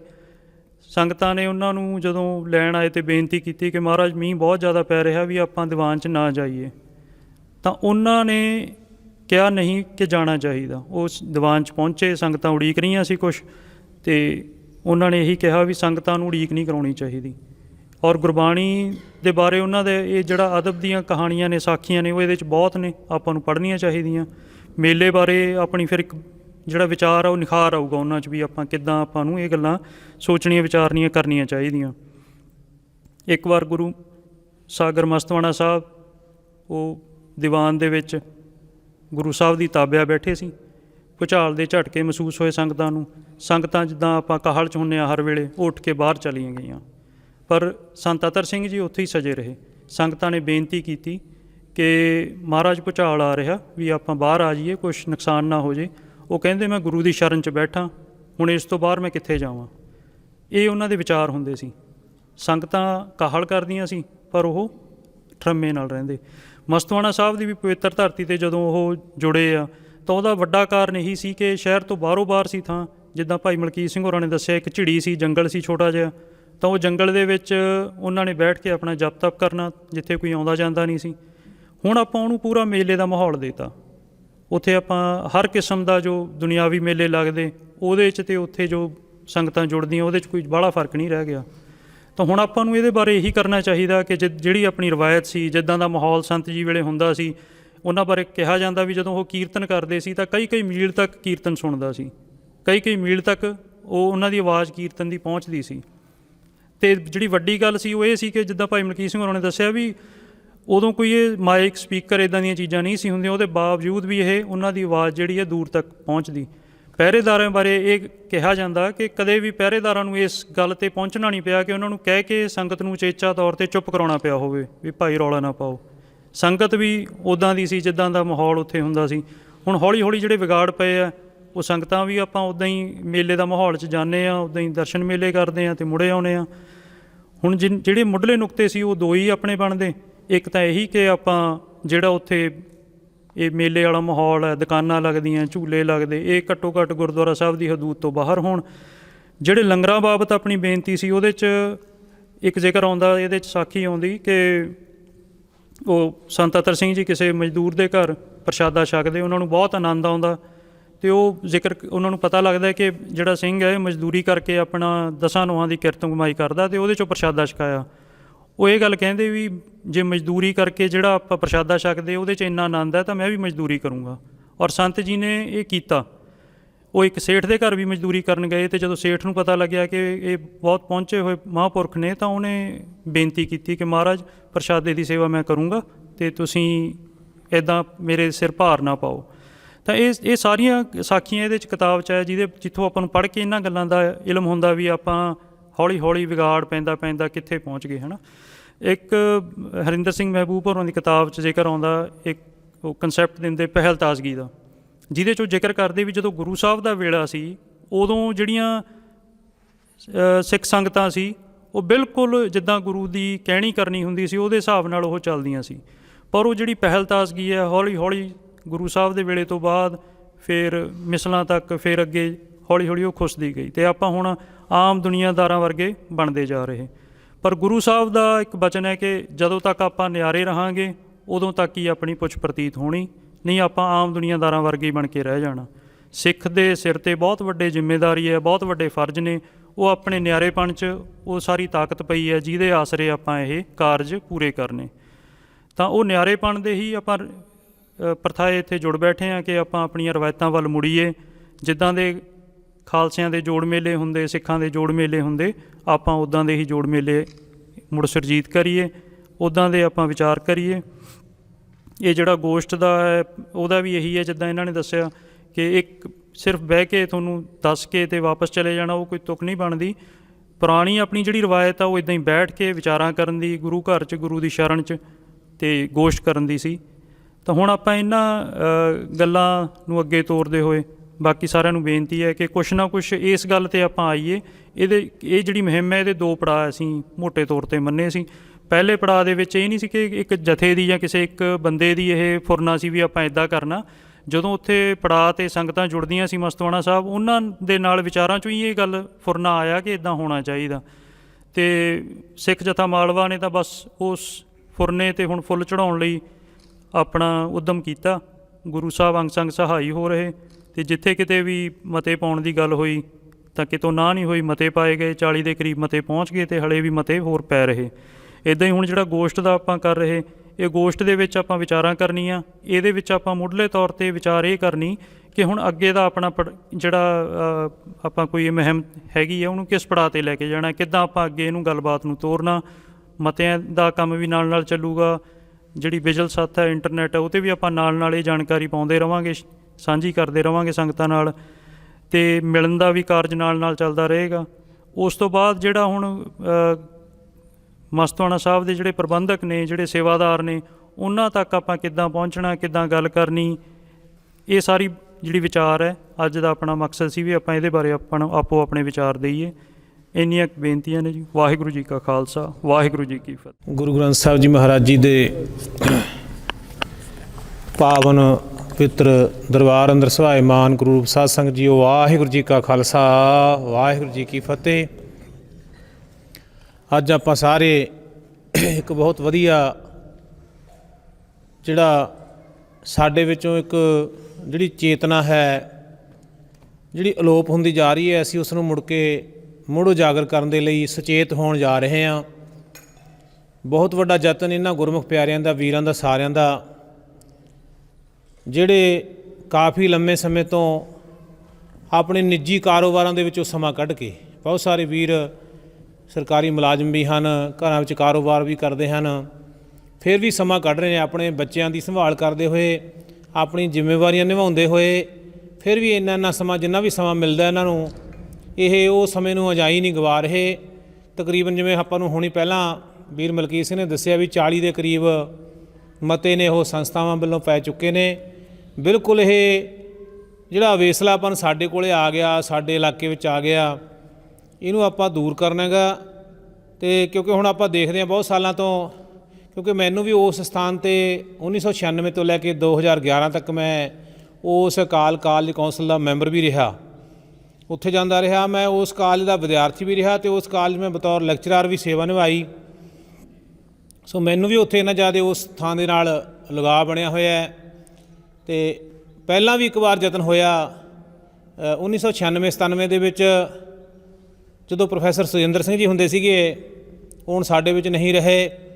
ਉਦੋਂ ਪਹਿਲੀ ਵਾਰ ਉੱਥੇ ਧਰਮ ਪ੍ਰਚਾਰ ਕਮੇਟੀ ਬਣੀ ਅਤੇ ਉਹਦੇ ਵਿੱਚ ਭਾਈ ਖੇਮ ਸਿੰਘ ਜੀ ਗਿੱਲ ਸੀਗੇ ਲੁਧਿਆਣੇ ਵਾਲੇ, ਉਹਨਾਂ ਨੂੰ ਪ੍ਰਧਾਨ ਬਣਾਇਆ ਗਿਆ ਸੀ ਕੌਂਸਲ ਦੇ। ਉਦੋਂ ਇਹ ਯਤਨ ਕੀਤਾ ਗਿਆ ਵੀ ਜਿਹੜੇ ਸਪੀਕਰ ਨੇ ਉੱਚੀ ਉੱਚੀ ਬੋਲੇ ਜਾ ਰਹੇ ਨੇ, ਇਹ ਬੰਦ ਕੀਤਾ ਜਾਵੇ। ਔਰ ਹੋਇਆ, ਥੋੜ੍ਹੇ ਸਮੇਂ ਲਈ ਹੋਇਆ ਉਹ ਪਾਰਟ ਟਾਈਮ। ਉਦੋਂ ਬਾਅਦ ਕੋਈ ਪਹਿਰਾ ਨਾ ਦੇ ਸਕਿਆ, ਪ੍ਰੋਫੈਸਰ ਸਾਹਿਬ ਦੀ ਡੈਥ ਹੋ ਗਈ। ਉਦੋਂ ਬਾਅਦ ਥੋੜ੍ਹੇ ਸਮੇਂ ਬਾਅਦ ਉਹ ਦੁਬਾਰੇ ਫਿਰ ਉਸੇ ਤਰ੍ਹਾਂ ਫਿਰ ਹਰ ਇੱਕ ਲੰਗਰ ਦੇ ਵਿੱਚ ਅਨਾਊਂਸਮੈਂਟ ਹੋ ਰਹੀ ਹੈ ਵੀ ਸਾਡੇ ਕੋਲ ਇੱਥੇ ਪਕੌੜਿਆਂ ਦਾ ਲੰਗਰ ਹੈ, ਜਾਂ ਸਾਡੇ ਸਾਗ ਦਾ ਲੰਗਰ ਹੈ, ਜਾਂ ਮੱਕੀ ਦਾ, ਇਸ ਤਰ੍ਹਾਂ ਦਾ। ਜੇ ਆਪਾਂ ਦੇਖੀਏ ਪਿਛਲੀ ਜਿਹੜੀ ਸਦੀ ਲੰਘੀ ਹੈ 20ਵੀਂ ਸਦੀ, ਉਹਦੇ ਵਿੱਚ ਸਭ ਤੋਂ ਪਹਿਲੀ ਵਾਰ ਸੰਤ ਬਾਬਾ ਆਤਰ ਸਿੰਘ ਜੀ ਐਸੇ ਵਿਅਕਤੀ ਨੇ ਜਿਨ੍ਹਾਂ ਨੇ ਮਾਲਵੇ ਦੇ ਵਿੱਚ ਸਾਡੇ ਇਲਾਕੇ ਵਿੱਚ ਐਜੂਕੇਸ਼ਨ ਸਿੱਖਿਆ, ਔਰ ਖ਼ਾਸ ਕਰਕੇ ਲੜਕੀਆਂ ਦੀ ਸਿੱਖਿਆ। ਨਹੀਂ, ਲੜਕੀਆਂ ਨੂੰ ਸਿੱਖਿਆ ਦਿੱਤੀ ਨਹੀਂ ਜਾਂਦੀ ਸੀ ਆਪਣੇ, ਤਾਂ ਹੁਣ ਵੀ ਕਈ ਵਾਰ ਲੋਕ ਕੰਨੀ ਕਤਰਾਉਂਦੇ ਹੈ। ਉਹਨਾਂ ਸਮਿਆਂ 'ਚ ਲੜਕੀ ਨੂੰ ਸਕੂਲ ਭੇਜਣਾ ਗੁਨਾਹ ਹੀ ਮੰਨਿਆ ਜਾਂਦਾ ਸੀਗਾ। ਔਰ ਸੰਤ ਬਾਬਾ ਆਤਰ ਸਿੰਘ ਜੀ ਨੇ, ਔਰ ਜਿੱਥੇ ਆਪਾਂ ਬੈਠੇ ਹਾਂ ਆਪਣੇ ਨੇੜੇ ਪਿੰਡ ਹੈ ਭਸੌੜ, ਉਹ ਬਾਬੂ ਤੇਜਾ ਸਿੰਘ ਜੀ ਹੁੰਦੇ ਸੀ, ਉਹ ਵੀ ਉਹਨਾਂ ਸਮੇਂ ਵਿੱਚ ਨਾਲ ਹੁੰਦਾ ਸੀ। ਸਿੰਘ ਸਭਾ ਮੂਵਮੈਂਟ ਚੱਲਦੀ ਸੀ ਉਹਨਾਂ ਸਮਿਆਂ 'ਚ, ਕਿਉਂਕਿ ਸੰਤਾਂ ਨੇ ਸਿੰਘ ਸਭਾ ਮੂਵਮੈਂਟ ਦੇ ਨਾਲ ਬਹੁਤ ਲੰਮਾ ਸਮਾਂ ਸਾਥ ਦਿੱਤਾ, ਸਹਿਯੋਗ ਕੀਤਾ। ਗੁਰਦੁਆਰੇ ਵੀ ਸਿੰਘ ਸਭਾ ਬਣਾਏ, ਜਿਵੇਂ ਸਰੂਰ ਸਿੰਘ ਸਭਾ ਗੁਰਦੁਆਰਾ ਬਣਿਆ ਹੋਇਆ। ਅਤੇ ਬਾਬਾ ਜੀ ਨੇ ਅਤੇ ਨਾਲ ਜਿਹੜੇ ਬਾਬੂ ਤੇਜਾ ਸਿੰਘ ਸੀ ਭਸੌੜ ਵਾਲੇ, ਉਹਨਾਂ ਨੇ ਰਲ ਕੇ ਪਹਿਲੀ ਵਾਰ ਇਹ ਯਤਨ ਕੀਤਾ ਵੀ ਇੱਥੇ ਆਪਾਂ ਮਾਲਵੇ ਵਿੱਚ ਲੜਕੀਆਂ ਦੀ ਸਿੱਖਿਆ ਦੀ ਬਹੁਤ ਵੱਡੀ ਜ਼ਰੂਰਤ ਹੈ। ਔਰ ਉਸ ਸਮੇਂ ਲਾਹੌਰ ਯੂਨੀਵਰਸਿਟੀ ਹੁੰਦੀ ਸੀ, ਲਾਹੌਰ ਯੂਨੀਵਰਸਿਟੀ ਨਾਲ ਸੰਬੰਧਿਤ ਪਹਿਲਾਂ ਸਕੂਲ ਸ਼ੁਰੂ ਕੀਤਾ ਮਸਤੂਆਣੇ, ਫਿਰ ਉੱਥੇ ਕਾਲਜ ਵੀ ਇਕੱਲੀਆਂ ਲੜਕੀਆਂ ਦਾ ਕਾਲਜ ਚੱਲਿਆ। ਕੁਝ ਸਮਾਂ ਉੱਥੇ ਰਿਹਾ, 1907 ਦੇ ਵਿੱਚ ਸ਼ੁਰੂ ਹੋਇਆ। ਫਿਰ ਉਹ ਕਾਲਜ ਸ਼ਿਫਟ ਹੋ ਕੇ ਭਸੌੜ ਪਿੰਡ ਆ ਗਿਆ। ਇੱਥੇ ਵੀ ਬਹੁਤ ਸਾਰੇ ਲੋਕ ਆਪਣੇ ਵੱਡੇ ਵਡੇਰੇ ਜਿਹੜੇ ਉਹ ਸਾਡੇ ਵਿੱਚ ਨਹੀਂ ਵੀ ਰਹੇ, ਉਹ ਇੱਥੇ ਪੜ੍ਹੇ। ਉਹ ਸਿੱਖਿਆ ਦੇ ਨਾਲ ਗੁਰਬਾਣੀ ਦੀ ਵੀ ਸਿੱਖਿਆ ਦਿੱਤੀ ਜਾਂਦੀ ਸੀ, ਅੱਜ ਵੀ ਦਿੱਤੀ ਜਾਂਦੀ ਹੈ, ਭਾਵੇਂ ਹੁਣ ਥੋੜ੍ਹਾ ਮੋਟਾ ਘਟ ਗਿਆ ਕੰਮ ਪਹਿਲਾਂ ਨਾਲੋਂ। ਸੋ ਮੈਂ ਬਹੁਤਾ ਸਮਾਂ ਆਪ ਸੰਗਤਾਂ ਦੇ ਨਾਲ ਨਾ ਸਮਾਂ ਲੈਂਦਾ ਹੋਇਆ ਆਪ ਦਾ ਇਹੀ ਬੇਨਤੀ ਕਰਦਾ ਵੀ ਇਹ ਸਾਡੇ ਲਈ ਸੁਚੇਤ ਹੋਣ ਦਾ ਵੀ ਬਹੁਤ ਵੱਡਾ ਜ਼ਰੂਰੀ ਸਮਾਂ ਹੈ ਸਾਡੇ ਸਾਰਿਆਂ ਦੇ ਲਈ। ਇਸ ਕਰਕੇ ਆਪਾਂ ਨੂੰ ਯਤਨ ਕਰਨਾ ਬਣਦਾ ਹੈ। ਇਹ ਵੀਰਾਂ ਨੇ ਦੇਖੋ ਕਿੱਡਾ ਵੱਡਾ ਉਦਮ ਆਪਣੇ ਪਰਿਵਾਰਾਂ 'ਚ ਹੀ ਨੇ, ਆਪਣੇ ਬੱਚੇ ਨੇ ਸਾਰੇ, ਇਹ ਆਪਣੇ ਨਾਲ ਰਲ ਕੇ ਸਾਡੇ ਤੋਂ ਅੱਗੇ ਵੱਧ ਕੇ ਵੱਧ ਸਮਾਂ ਦੇ ਕੇ ਯਤਨ ਕਰ ਰਹੇ ਨੇ। ਤੁਹਾਡੇ ਨਗਰ ਵਿੱਚ ਚੇਚੇ ਤੌਰ 'ਤੇ ਆਏ ਹਾਂ, ਕਿਉਂਕਿ ਇਸ ਨਗਰ ਦੇ ਵਿੱਚ ਇਸ ਸਥਾਨ 'ਤੇ ਬਾਬਾ ਜੀ ਆ ਕੇ ਸੰਗਤਾਂ ਦੇ ਨਾਲ ਸਤਸੰਗ ਕਰਿਆ ਕਰਦੇ ਸਨ। ਤੁਹਾਨੂੰ ਚੇਚੇ ਤੌਰ 'ਤੇ ਬੇਨਤੀ ਹੈ, ਆਹ ਜਿਹੜਾ ਸੁਨੇਹਾ ਜਿੰਨੇ ਤੁਸੀਂ ਬੇਂਡਾ ਨਗਰ ਵਾਲੇ ਬੈਠੇ ਹੋ, ਤੁਹਾਨੂੰ ਬੇਨਤੀ ਹੈ ਵੀ ਤੁਸੀਂ ਇਹ ਸੁਨੇਹਾ ਘਰ ਘਰ ਪਹੁੰਚਾਉਣਾ।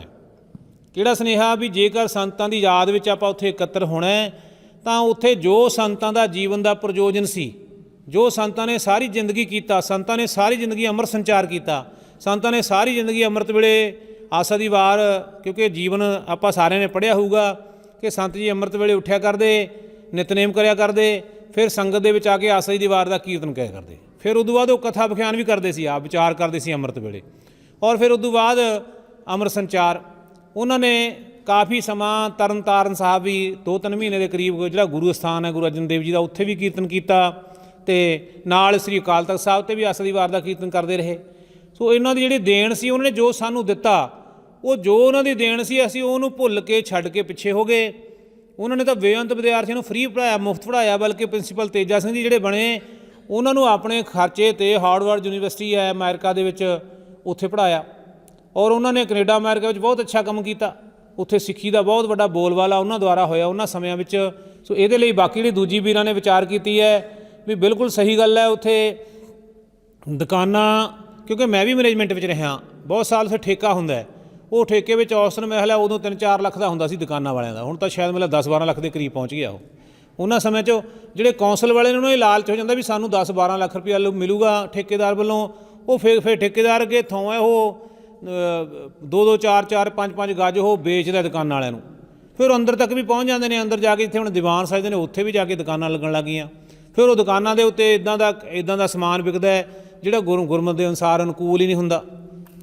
ਜਿਹੜਾ ਗੁਰਮਤਿ ਦੇ ਅਨੁਸਾਰ ਹੀ, ਉਹਨਾਂ ਵਿੱਚ ਬਹੁਤ ਸਾਰੇ ਇੱਦਾਂ ਦੇ ਹੁੰਦੇ ਨੇ ਵੀ ਉਹ ਉੱਥੇ ਵੇਚਣੇ ਯੋਗ ਵੀ ਨਹੀਂ ਹੁੰਦੇ ਹੈਗੇ ਉਹ ਵਸਤੂਆਂ ਉੱਥੇ। ਸੋ ਇਸ ਕਰਕੇ ਆਪਾਂ ਉਹ ਸੁਚੇਤ ਹੋ ਕੇ ਆਪਾਂ ਉਹਨਾਂ ਜਿਹੜੇ ਹੁਣ ਮੌਜੂਦਾ ਪ੍ਰਬੰਧਕ ਨੇ ਉਹਨਾਂ ਤੱਕ ਪਹੁੰਚਣਾ ਹੈ। ਗਾਹੇ ਵਗਾਹੇ ਭੈਣਾਂ ਨੂੰ ਬੇਨਤੀ ਹੈ ਵੀ ਭੈਣਾਂ ਦੇ ਵਿੱਚ ਇਹ ਪ੍ਰਚਾਰ ਹੋਵੇ, ਭੈਣਾਂ ਦਾ ਪ੍ਰਚਾਰ ਹੋ ਗਿਆ। ਜਦੋਂ ਭੈਣਾਂ ਨੇ ਕਹਿਤਾ ਵੀ ਨਾ ਬਈ ਜੋ ਸੰਤ ਬਾਬਾ ਅਤਰ ਸਿੰਘ ਜੀ ਨੇ ਸਾਨੂੰ ਦਿੱਤਾ, ਜੋ ਸਾਨੂੰ ਕਿਹਾ, ਜੋ ਉਹਨਾਂ ਨੇ ਜ਼ਿੰਦਗੀ 'ਚ ਕਮਾਇਆ, ਜਦੋਂ ਉਹਨਾਂ ਨੇ ਗੁਰੂ ਗ੍ਰੰਥ ਸਾਹਿਬ ਜੀ ਮਹਾਰਾਜ ਜੀ ਦੀ ਪਾਵਨ ਬਾਣੀ ਹੀ ਸਾਨੂੰ ਵਾਰ-ਵਾਰ ਇਹਦੇ ਅਨੁਸਾਰ ਚੱਲਣ ਦਾ ਹੁਕਮ ਕੀਤਾ, ਗੁਰੂ ਪਾਤਸ਼ਾਹ ਦਾ ਜੋ ਹੁਕਮ ਸੀ ਉਹਨਾਂ ਨੇ ਅੱਗੇ ਸਾਨੂੰ ਹਦਾਇਤ ਕੀਤੀ। ਸੋ ਇਸ ਕਰਕੇ ਆਪਾਂ ਜਦੋਂ ਇਹ ਭੈਣਾਂ ਨੂੰ ਕਹਾਂਗੇ, ਅੱਗੇ ਪਿੰਡ ਦੇ ਵੀਰਾਂ ਨੂੰ ਕਿਹਾ ਜਾਊਗਾ, ਜੋ ਵੀਰ ਲੰਗਰ ਲਾਉਣ ਜਾਂਦੇ ਨੇ ਉਹ ਲੰਗਰ ਉਸ ਥਾਂ 'ਤੇ ਜੇ ਲਾਉਣਗੇ ਤਾਂ ਉਹ ਮਰਜ਼ਾਦਾ ਦੇ ਅਨੁਸਾਰ ਹੀ ਲਾਉਣਗੇ, ਲੋੜ ਦੇ ਅਨੁਸਾਰ ਲਾਉਣਗੇ। ਸੋ ਆਹੀ ਮਕਸਦ ਹੈ ਮੇਨ, ਵੀ ਉੱਥੋਂ ਜੋ ਦੁਕਾਨਾਂ ਵਗੈਰਾ ਨੇ ਉਹ ਉੱਥੋਂ ਬਾਹਰ ਹੋ ਜਾਣ। ਕੋਈ ਗੱਲ ਨਹੀਂ, ਚਲੋ ਆਪਾਂ ਇਸ ਗੱਲ ਦੇ ਵੀ ਵਿਰੋਧੀ ਨਹੀਂ ਹਾਂ ਵੀ ਕੋਈ ਉੱਥੇ ਬਾਜ਼ਾਰ ਨਾ ਲੱਗ ਜੇ ਬਾਹਰ ਲੱਗ ਜੇ, ਕਿਸੇ ਹੋਰ ਪਾਸੇ ਲੱਗ ਜੇ। ਉੱਥੇ ਝੂਲਿਆਂ 'ਤੇ ਆਪਾਂ ਕਈ ਵਾਰ ਦੇਖਿਆ ਉੱਤੋਂ ਲੋਕ ਉੱਚੀ ਬੋਲਦੇ ਆ, ਲਲਕਾਰੇ ਮਾਰਦੇ ਆ, ਪੁੱਠੀਆਂ ਸਿੱਧੀਆਂ ਗੱਲਾਂ ਬੋਲਦੇ ਆ, ਉਹ ਦੂਜੇ ਪਾਸੇ ਦੀਵਾਨ ਲੱਗ ਰਿਹਾ ਹੁੰਦਾ, ਨਾਮ ਸਿਮਰਨ ਹੋ ਰਿਹਾ ਹੁੰਦਾ। ਇਸ ਕਰਕੇ ਆਪਾਂ ਇਹ ਜਿਹੜਾ ਉਦਮ ਹੈ ਇਹਦੇ ਲਈ ਆਪਾਂ ਸਾਰਿਆਂ ਨੇ ਯਤਨ ਕਰਨਾ ਹੈ। ਇਹ ਬੇਨਤੀ ਪ੍ਰਵਾਨ ਕਰਿਓ, ਜਿੱਥੇ ਵੀ ਸਾਡੇ ਲਾਇਕ ਸੇਵਾ ਹੋਊ, ਸਾਨੂੰ ਕੋਈ ਹੁਕਮ ਕਰੋਗੇ, ਕਿਤੇ ਪਿੰਡ ਦੇ ਵਿੱਚ ਕੋਈ ਇਕੱਠ ਰੱਖਣਾ ਹੋਊ, ਉੱਥੇ ਵੀ ਆ ਕੇ ਅਸੀਂ ਉਹ ਲੰਗਰ ਵਾਲੇ ਜੋ ਵੀਰ ਨੇ ਉਹਨਾਂ ਨੂੰ ਬੇਨਤੀ ਕਰਾਂਗੇ ਵੀ ਲੰਗਰ ਦੇ ਵਿੱਚ ਵੀ ਮਰਜ਼ਾਦਾ ਦੇ ਅਨੁਸਾਰ ਲੰਗਰ ਹੋਵੇ। ਅਤੇ ਨਾਲ ਦੀ ਨਾਲ ਉਹ ਕੌਂਸਲ ਵਾਲਿਆਂ ਕੋਲੇ ਪਹੁੰਚ ਕੀਤੀ ਜਾਵੇ। ਕਿਤੇ ਨਾ ਕਿਤੇ ਸਮਾਂ ਬਣਿਆ ਆਪਾਂ ਕਿਤੇ ਸਾਰੇ ਨਗਰਾਂ ਦਾ ਇਕੱਠ ਵੀ ਕਰਾਂਗੇ, 20 ਪਿੰਡਾਂ ਦਾ, 50 ਦਾ, ਜਿੰਨੇ ਦਾ ਹੋਇਆ, ਉੱਥੇ ਸਾਰੇ ਇਕੱਠੇ ਜਾ ਕੇ ਵੀ ਬੇਨਤੀ ਕਰਾਂਗੇ ਵੀ ਐਤਕੀ ਉਹ ਲਾਲਚ ਨਾ ਕਰਨ, ਕਿਉਂਕਿ ਥੋੜ੍ਹਾ ਜਿਹਾ ਲਾਲਚ ਹੁੰਦਾ ਕੌਂਸਲ ਦਾ। ਅਤੇ ਹੁਣ ਤਾਂ ਉੱਥੇ 2-3 ਪ੍ਰਬੰਧ ਨੇ ਆਪਾਂ ਜਾਣਦੇ ਹਾਂ, ਉਹ ਹਰੇਕ ਇਲਾਕਾ ਆਪਦਾ ਵੰਡ ਕੇ ਉਹ ਥੋੜ੍ਹਾ ਲਾਲਚ ਕਰ ਲੈਂਦੇ ਨੇ ਵੀ ਸਾਨੂੰ 2 ਲੱਖ ਰੁਪਇਆ ਆਜੂ ਠੇਕੇ ਤੋਂ, ਸਾਨੂੰ 5 ਲੱਖ ਆਜੂ, 10 ਲੱਖ ਆਜੂ। ਉੱਥੇ ਆਮਦਨ ਦਾ ਕੋਈ ਘਾਟਾ ਨਹੀਂ, ਬਹੁਤ ਵੱਡੀ ਆਮਦਨ ਹੈ, ਕਰੋੜਾਂ ਦਾ ਬਜਟ ਹੈ। ਉੱਥੇ ਹਰੇਕ ਸਾਲ ਐਂ ਕਹਿ ਲਓ 10-20 ਕਰੋੜ ਤੋਂ ਵੱਧ ਉੱਥੇ ਆਮਦਨ ਹੁੰਦੀ ਹੈ। ਜੇ ਉਹ ਇਹਦੀ ਆਮਦਨ ਨੂੰ ਮਾੜਾ ਮੋਟਾ ਸੰਕੋਚ ਵੀ ਲੈਣਗੇ ਵੀ ਮਰਜ਼ਾਦਾ ਕਾਇਮ ਰਹੂਗੀ ਤਾਂ ਕੋਈ ਬਹੁਤਾ ਫਰਕ ਨਹੀਂ ਪੈਂਦਾ। ਲੋੜ ਸਿਰਫ ਇਹੀ ਹੈ ਜਦੋਂ ਸੰਗਤਾਂ ਜਾ ਕੇ ਕਹਿਣਗੀਆਂ, ਕੱਲਾ ਤੋਂ ਕੱਲਾ ਬੰਦਾ ਕਹੂ ਉਹਨਾਂ ਨੇ ਨਹੀਂ ਮੰਨਣੀ ਹੈ। ਉਦੋਂ ਵੀ ਅਸੀਂ 1-2 ਬੰਦੇ ਬਹੁਤ ਰੌਲਾ ਪਾਉਂਦੇ ਰਹੇ ਹਾਂ ਵੀ ਇਸ ਤਰ੍ਹਾਂ ਨਾ ਕਰੋ, ਇੱਥੇ ਨੂੰ ਜਿਹੜਾ ਦਰਬਾਰ ਸਾਹਿਬ ਹੈ ਇਹ ਤੋਂ ਥੋੜ੍ਹਾ ਦੂਰ ਕਰ ਲਓ, ਇੱਦਾਂ ਦੀਆਂ ਇੱਥੇ ਦੁਕਾਨਾਂ ਨਾ ਹੋਣ। ਸੋ ਉਹ ਇੱਕ ਇਕੱਲੇ ਤੋਂ ਇਕੱਲੇ ਦੀ ਗੱਲ ਨਹੀਂ ਮੰਨੀ ਜਾਣੀ, ਸਾਰੀ ਸੰਗਤ ਦੀ ਮੰਨੀ ਜਾਣੀ ਹੈ। ਸੋ ਮੈਂ ਇਹੀ ਬੇਨਤੀ ਕਰਦਾ ਹੋਇਆ ਆਪ ਸਾਰੀਆਂ ਸੰਗਤਾਂ ਪਾਸੋਂ ਖਿਮਾ ਮੰਗਦਾ ਹਾਂ, ਭੁੱਲਾਂ ਚੁੱਕਾਂ ਦੀ ਖਿਮਾ ਜੀ। ਵਾਹਿਗੁਰੂ ਜੀ ਕਾ ਖਾਲਸਾ, ਵਾਹਿਗੁਰੂ ਜੀ ਕੀ ਫਤਿਹ। ਜਿਵੇਂ ਇਹਨਾਂ ਦੀ ਗੱਲ 'ਚੋਂ ਨੁਕਤਾ ਹੈ ਵੀ ਇਹਨਾਂ ਦੱਸਿਆ ਕਿ ਇੱਕ ਵਾਰ 96-97 'ਚ ਯਤਨ ਹੋਇਆ ਅਤੇ ਉਹ ਕਾਫੀ ਠੱਲ ਵੀ ਪਈ ਇੱਕ ਵਾਰ ਦੇ ਲਈ, ਪਰ ਉਹ ਮੁੜ ਦੁਬਾਰਾ ਫਿਰ ਸਹਿਜੇ ਗੱਲ ਉਧਰ ਨੂੰ ਚਲੀ ਗਈ। ਇਸ ਤਰ੍ਹਾਂ ਹੀ ਜਦੋਂ ਪਿੰਡਾਂ 'ਚ ਜਾ ਰਹੇ ਸੀ ਤਾਂ ਇੱਕ ਪਿੰਡ 'ਚ ਸਾਨੂੰ ਦੱਸਿਆ ਕਿ ਇੱਕ ਵਾਰ ਕਰੀਬ 20 ਸਾਲ 15-20 ਸਾਲ ਪਹਿਲਾਂ ਦੀ ਗੱਲ ਉਹਨਾਂ ਸੁਣਾਈ ਕਿ ਉਦੋਂ ਕੋਈ ਗਾਉਣ ਵਾਲਾ ਅਤੇ ਨੱਚਣ ਵਾਲਿਆਂ ਦਾ ਉੱਥੇ ਸ਼ੁਰੂ ਹੋ ਗਿਆ ਸੀਗਾ ਮਸਤੋਣਾ ਸਾਹਿਬ ਸਾਲਾਨਾ ਜੋੜ ਮੇਲੇ। ਅਤੇ ਉਦੋਂ ਫਿਰ ਮੌਕੇ 'ਤੇ ਹੀ ਸੰਗਤਾਂ ਨੇ ਉਹਨਾਂ ਨੂੰ ਭਜਾਇਆ, ਨਾਲੇ ਕੁੱਟਿਆ। ਅਤੇ ਜੇ ਉਦੋਂ ਸੰਗਤਾਂ ਨਾ ਸਖਤੀ ਵਰਤਦੀਆਂ ਅਤੇ ਉਹ ਆਪਾਂ ਝੱਲ ਲੈਂਦੇ ਵੀ ਚਲੋ ਹੋ ਰਿਹਾ, ਤਾਂ ਉਹ ਹੁਣ ਅੱਜ ਤੱਕ ਗੱਲ ਪਤਾ ਨਹੀਂ ਕਿੱਥੇ ਤੱਕ ਅੱਪੜ ਜਾਣੀ ਸੀ। ਸੋ ਜਦੋਂ ਗੱਲ ਵਿਗੜਦੀ ਆ ਤਾਂ ਉਹਨੂੰ ਰੋਕਣ ਦੇ ਲਈ, ਬੰਨ੍ਹ ਲਾਉਣ ਦੇ ਲਈ ਸੰਗਤਾਂ ਨੂੰ ਹੀ ਅੱਗੇ ਆਉਣਾ ਪੈਂਦਾ। ਅਤੇ ਇਕੱਲਾ ਇੱਕ ਵਾਰ ਦੇ ਲਈ ਵੀ ਬੰਨ੍ਹ ਲਾਇਆ ਨਹੀਂ ਸਰਦਾ, ਤੁਸੀਂ ਉਹਦੀ ਨਾ ਪਹਿਰੇਦਾਰੀ ਕਰੋ, ਨਾ ਕੁੰਡਾ ਰੱਖੋ ਤਾਂ ਗੱਲ ਫਿਰ ਸਹਿਜੇ ਵਿਗੜ ਜਾਂਦੀ। ਜਦੋਂ ਗੁਰੂ ਅਮਰਦਾਸ ਪਾਤਸ਼ਾਹ ਜੀ ਨੇ ਧੰਨ ਗੁਰੂ ਰਾਮਦਾਸ ਪਾਤਸ਼ਾਹ ਜੀ ਨੂੰ ਗੁਰਗੱਦੀ 'ਤੇ ਸੁਭਾਏਵਾਨ ਗੁਰਗੱਦੀ ਸੌਂਪਣੀ ਸੀ ਨਾ, ਉਹਨਾਂ ਦਾ ਬੇਟਾ ਧੰਨ ਗੁਰੂ ਅਮਰਦਾਸ ਪਾਤਸ਼ਾਹ ਜੀ ਦਾ ਬੇਟਾ ਭਾਈ ਅਮਰੂ ਆਪ ਸਭ ਜਾਣਦੇ ਹੋ। ਅਤੇ ਭਾਈ ਗੁਰਦਾਸ ਜੀ ਉਹਨਾਂ ਦੇ ਚਰਨਾਂ ਦੇ ਵਿੱਚ ਬਹੁਤ ਸਮੇਂ ਤੋਂ ਸੇਵਾ ਨਿਭਾ ਰਹੇ ਸੀ। ਛੋਟੀ ਉਮਰ ਦੇ ਵਿੱਚ ਹੀ ਭਾਈ ਗੁਰਦਾਸ ਜੀ ਦੀ 3 ਸਾਲ ਦੀ ਉਮਰ ਸੀ ਜਦੋਂ ਉਹਨਾਂ ਦੀ ਮਾਤਾ ਜੀ ਇਸ ਦੁਨੀਆ ਤੋਂ ਚੱਲ ਵਸੇ ਸੀ, ਅਤੇ ਧੰਨ ਗੁਰੂ ਅਮਰਦਾਸ ਪਾਤਸ਼ਾਹ ਜੀ ਨੇ ਉਹਨਾਂ ਨੂੰ ਗੋਦ ਦੇ ਵਿੱਚ ਲਿਆ। ਸਮਾਂ ਲੰਘਦਾ ਗਿਆ। ਧੰਨ ਗੁਰੂ ਅਮਰਦਾਸ ਪਾਤਸ਼ਾਹ ਜੀ ਦੇ ਦੌਰਾਨ ਹੁੰਦਿਆਂ ਹੋਇਆਂ ਜਦੋਂ ਇਸ ਗੁਰਗੱਦੀ ਇਹ ਜੋਤ ਗੁਰੂ ਰਾਮਦਾਸ ਪਾਤਸ਼ਾਹ ਜੀ ਦੇ ਪਾਸ ਤੱਕ ਗਈ, ਜਿਹੜੀ ਕਿ ਸੰਗਤ ਅਤੇ ਪੰਗਤ ਦੀ ਪ੍ਰਥਾ ਸੀ ਗੁਰੂ ਨਾਨਕ ਪਾਤਸ਼ਾਹ ਜੀ ਨੇ ਚਲਾਈ, ਉਹਨਾਂ ਦਾ ਸਿਧਾਂਤਕ ਪ੍ਰਚਾਰ ਅਮਰਦਾਸ ਪਾਤਸ਼ਾਹ ਜੀ ਤੱਕ ਹੁੰਦਿਆਂ ਹੋਇਆਂ ਗੁਰੂ ਰਾਮਦਾਸ ਪਾਤਸ਼ਾਹ ਜੀ ਤੱਕ ਜਦੋਂ ਪਹੁੰਚਿਆ, ਉਹਨਾਂ ਨੇ ਲੰਗਰ ਦੀ ਬੜੀ ਸੁਚੇਤ ਹੋ ਕੇ ਬੜੀ ਪ੍ਰਤੱਖ ਭਾਵਨਾ ਦੇ ਨਾਲ ਅਕਬਰ ਰਾਜੇ ਨੂੰ ਕਿਹਾ ਕਿ ਜਦੋਂ ਉਹ ਲੰਗਰ ਦੇ ਵਿੱਚ ਉਹਨਾਂ ਨੂੰ ਮਿਲਣ ਆਉਣਾ ਸੀ ਨਾ, ਉਹਨਾਂ ਨੇ ਅਕਬਰ ਰਾਜੇ ਨੇ ਗੁਰੂ ਅਰਜਨ ਦੇਵ ਪਾਤਸ਼ਾਹ ਨੂੰ ਜਦੋਂ ਮਿਲਣ ਆਉਣਾ ਸੀ ਅਤੇ ਉਹਨਾਂ ਨੇ ਪਹਿਲਾਂ ਇਹ ਗੱਲ ਕਹੀ ਕਿ ਪਹਿਲਾਂ ਸੰਗਤ ਦੇ ਵਿੱਚ, ਪਹਿਲਾਂ ਪੰਗਤ ਦੇ ਵਿੱਚ ਆਉਣਾ ਜ਼ਰੂਰੀ ਹੈ। ਅਤੇ ਇੱਥੋਂ ਇੱਕ ਸੇਧਨਾ ਸਾਨੂੰ ਇਹ ਮਿਲਦੀ ਹੈ ਕਿ ਲੰਗਰ ਤਕਰੀਬਨ ਸਾਡੀ ਭੁੱਖ ਨਹੀਂ ਮਿਟਾਉਂਦਾ। ਕਾਮ ਗੁਰਬਾਣੀ ਦੇ ਵਿੱਚ ਹੀ ਆਪਾਂ ਸੇਧ ਲੈ ਲਈਏ, ਕਾਮ ਕ੍ਰੋਧ ਅਰ ਲੋਭ ਮੋਹ ਬਿਨ ਸਜਾਏ ਅਹਮੇਵ। ਜ਼ਰੂਰੀ ਨਹੀਂ ਵੀ ਅਸੀਂ ਆਪਣੇ ਆਪ ਨੂੰ ਆਪਣੇ ਆਪ ਦੇ ਵਿੱਚ ਬਦਲਾ ਲਾਈਏ। ਕੁਝ ਨੁਕਤੇ ਅਜਿਹੇ ਹੁੰਦੇ ਨੇ ਸੰਗਤ ਦੇ ਵਿੱਚ, ਜਦੋਂ ਪੰਗਤ ਦੇ ਵਿੱਚ ਰਾਜਾ ਅਕਬਰ ਆਇਆ ਨਾ, ਨਾਲ ਭਿਖਾਰੀ ਵੀ ਬੈਠੇ ਨੇ, ਨੀਚ ਜਾਤ ਦੇ ਲੋਕ ਵੀ ਬੈਠੇ ਨੇ, ਉੱਥੇ ਆ ਕੇ ਲੰਗਰ ਦੇ ਵਿੱਚ ਸਾਨੂੰ ਇੱਕ ਬੜਾ ਸੋਹਣਾ ਬੜਾ ਵੱਡਾ ਸੁਨੇਹਾ ਗੁਰੂ ਅਰਜਨ ਪਾਤਸ਼ਾਹ ਜੀ ਨੇ ਦਿੱਤਾ। ਜਦੋਂ ਕਿ ਉਹਨਾਂ ਦਾ ਹੰਕਾਰ ਵੀ ਦੂਰ ਹੋ ਗਿਆ, ਹੰਕਾਰ ਦੇ ਨਾਲ ਨਾਲ ਲੰਗਰ ਦੇ ਵਿੱਚ ਛਕਣ ਵਾਲਾ ਸਾਦਾ ਪ੍ਰਸ਼ਾਦਾ ਸੀ।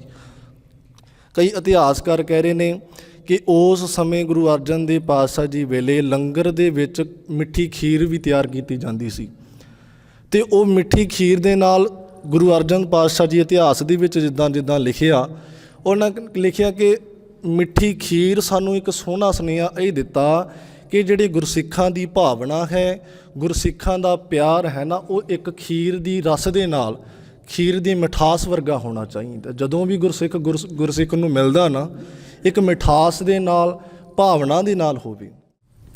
ਗੁਰੂ ਗ੍ਰੰਥ ਸਾਹਿਬ ਜੀ ਦੀ ਹਜ਼ੂਰੀ ਵਿੱਚ ਮਿਲ ਜੁਲ ਕੇ ਬੈਠੀ ਗੁਰੂ ਰੂਪ ਸਾਧ ਸੰਗਤ ਜੀਓ, ਦਸਮ ਪਾਤਸ਼ਾਹ ਗੁਰੂ ਗੋਬਿੰਦ ਪਾਤਸ਼ਾਹ ਦੀ ਬਖਸ਼ੀ ਹੋਈ ਫਤਿਹ ਪ੍ਰਵਾਨ ਕਰੋ ਜੀ।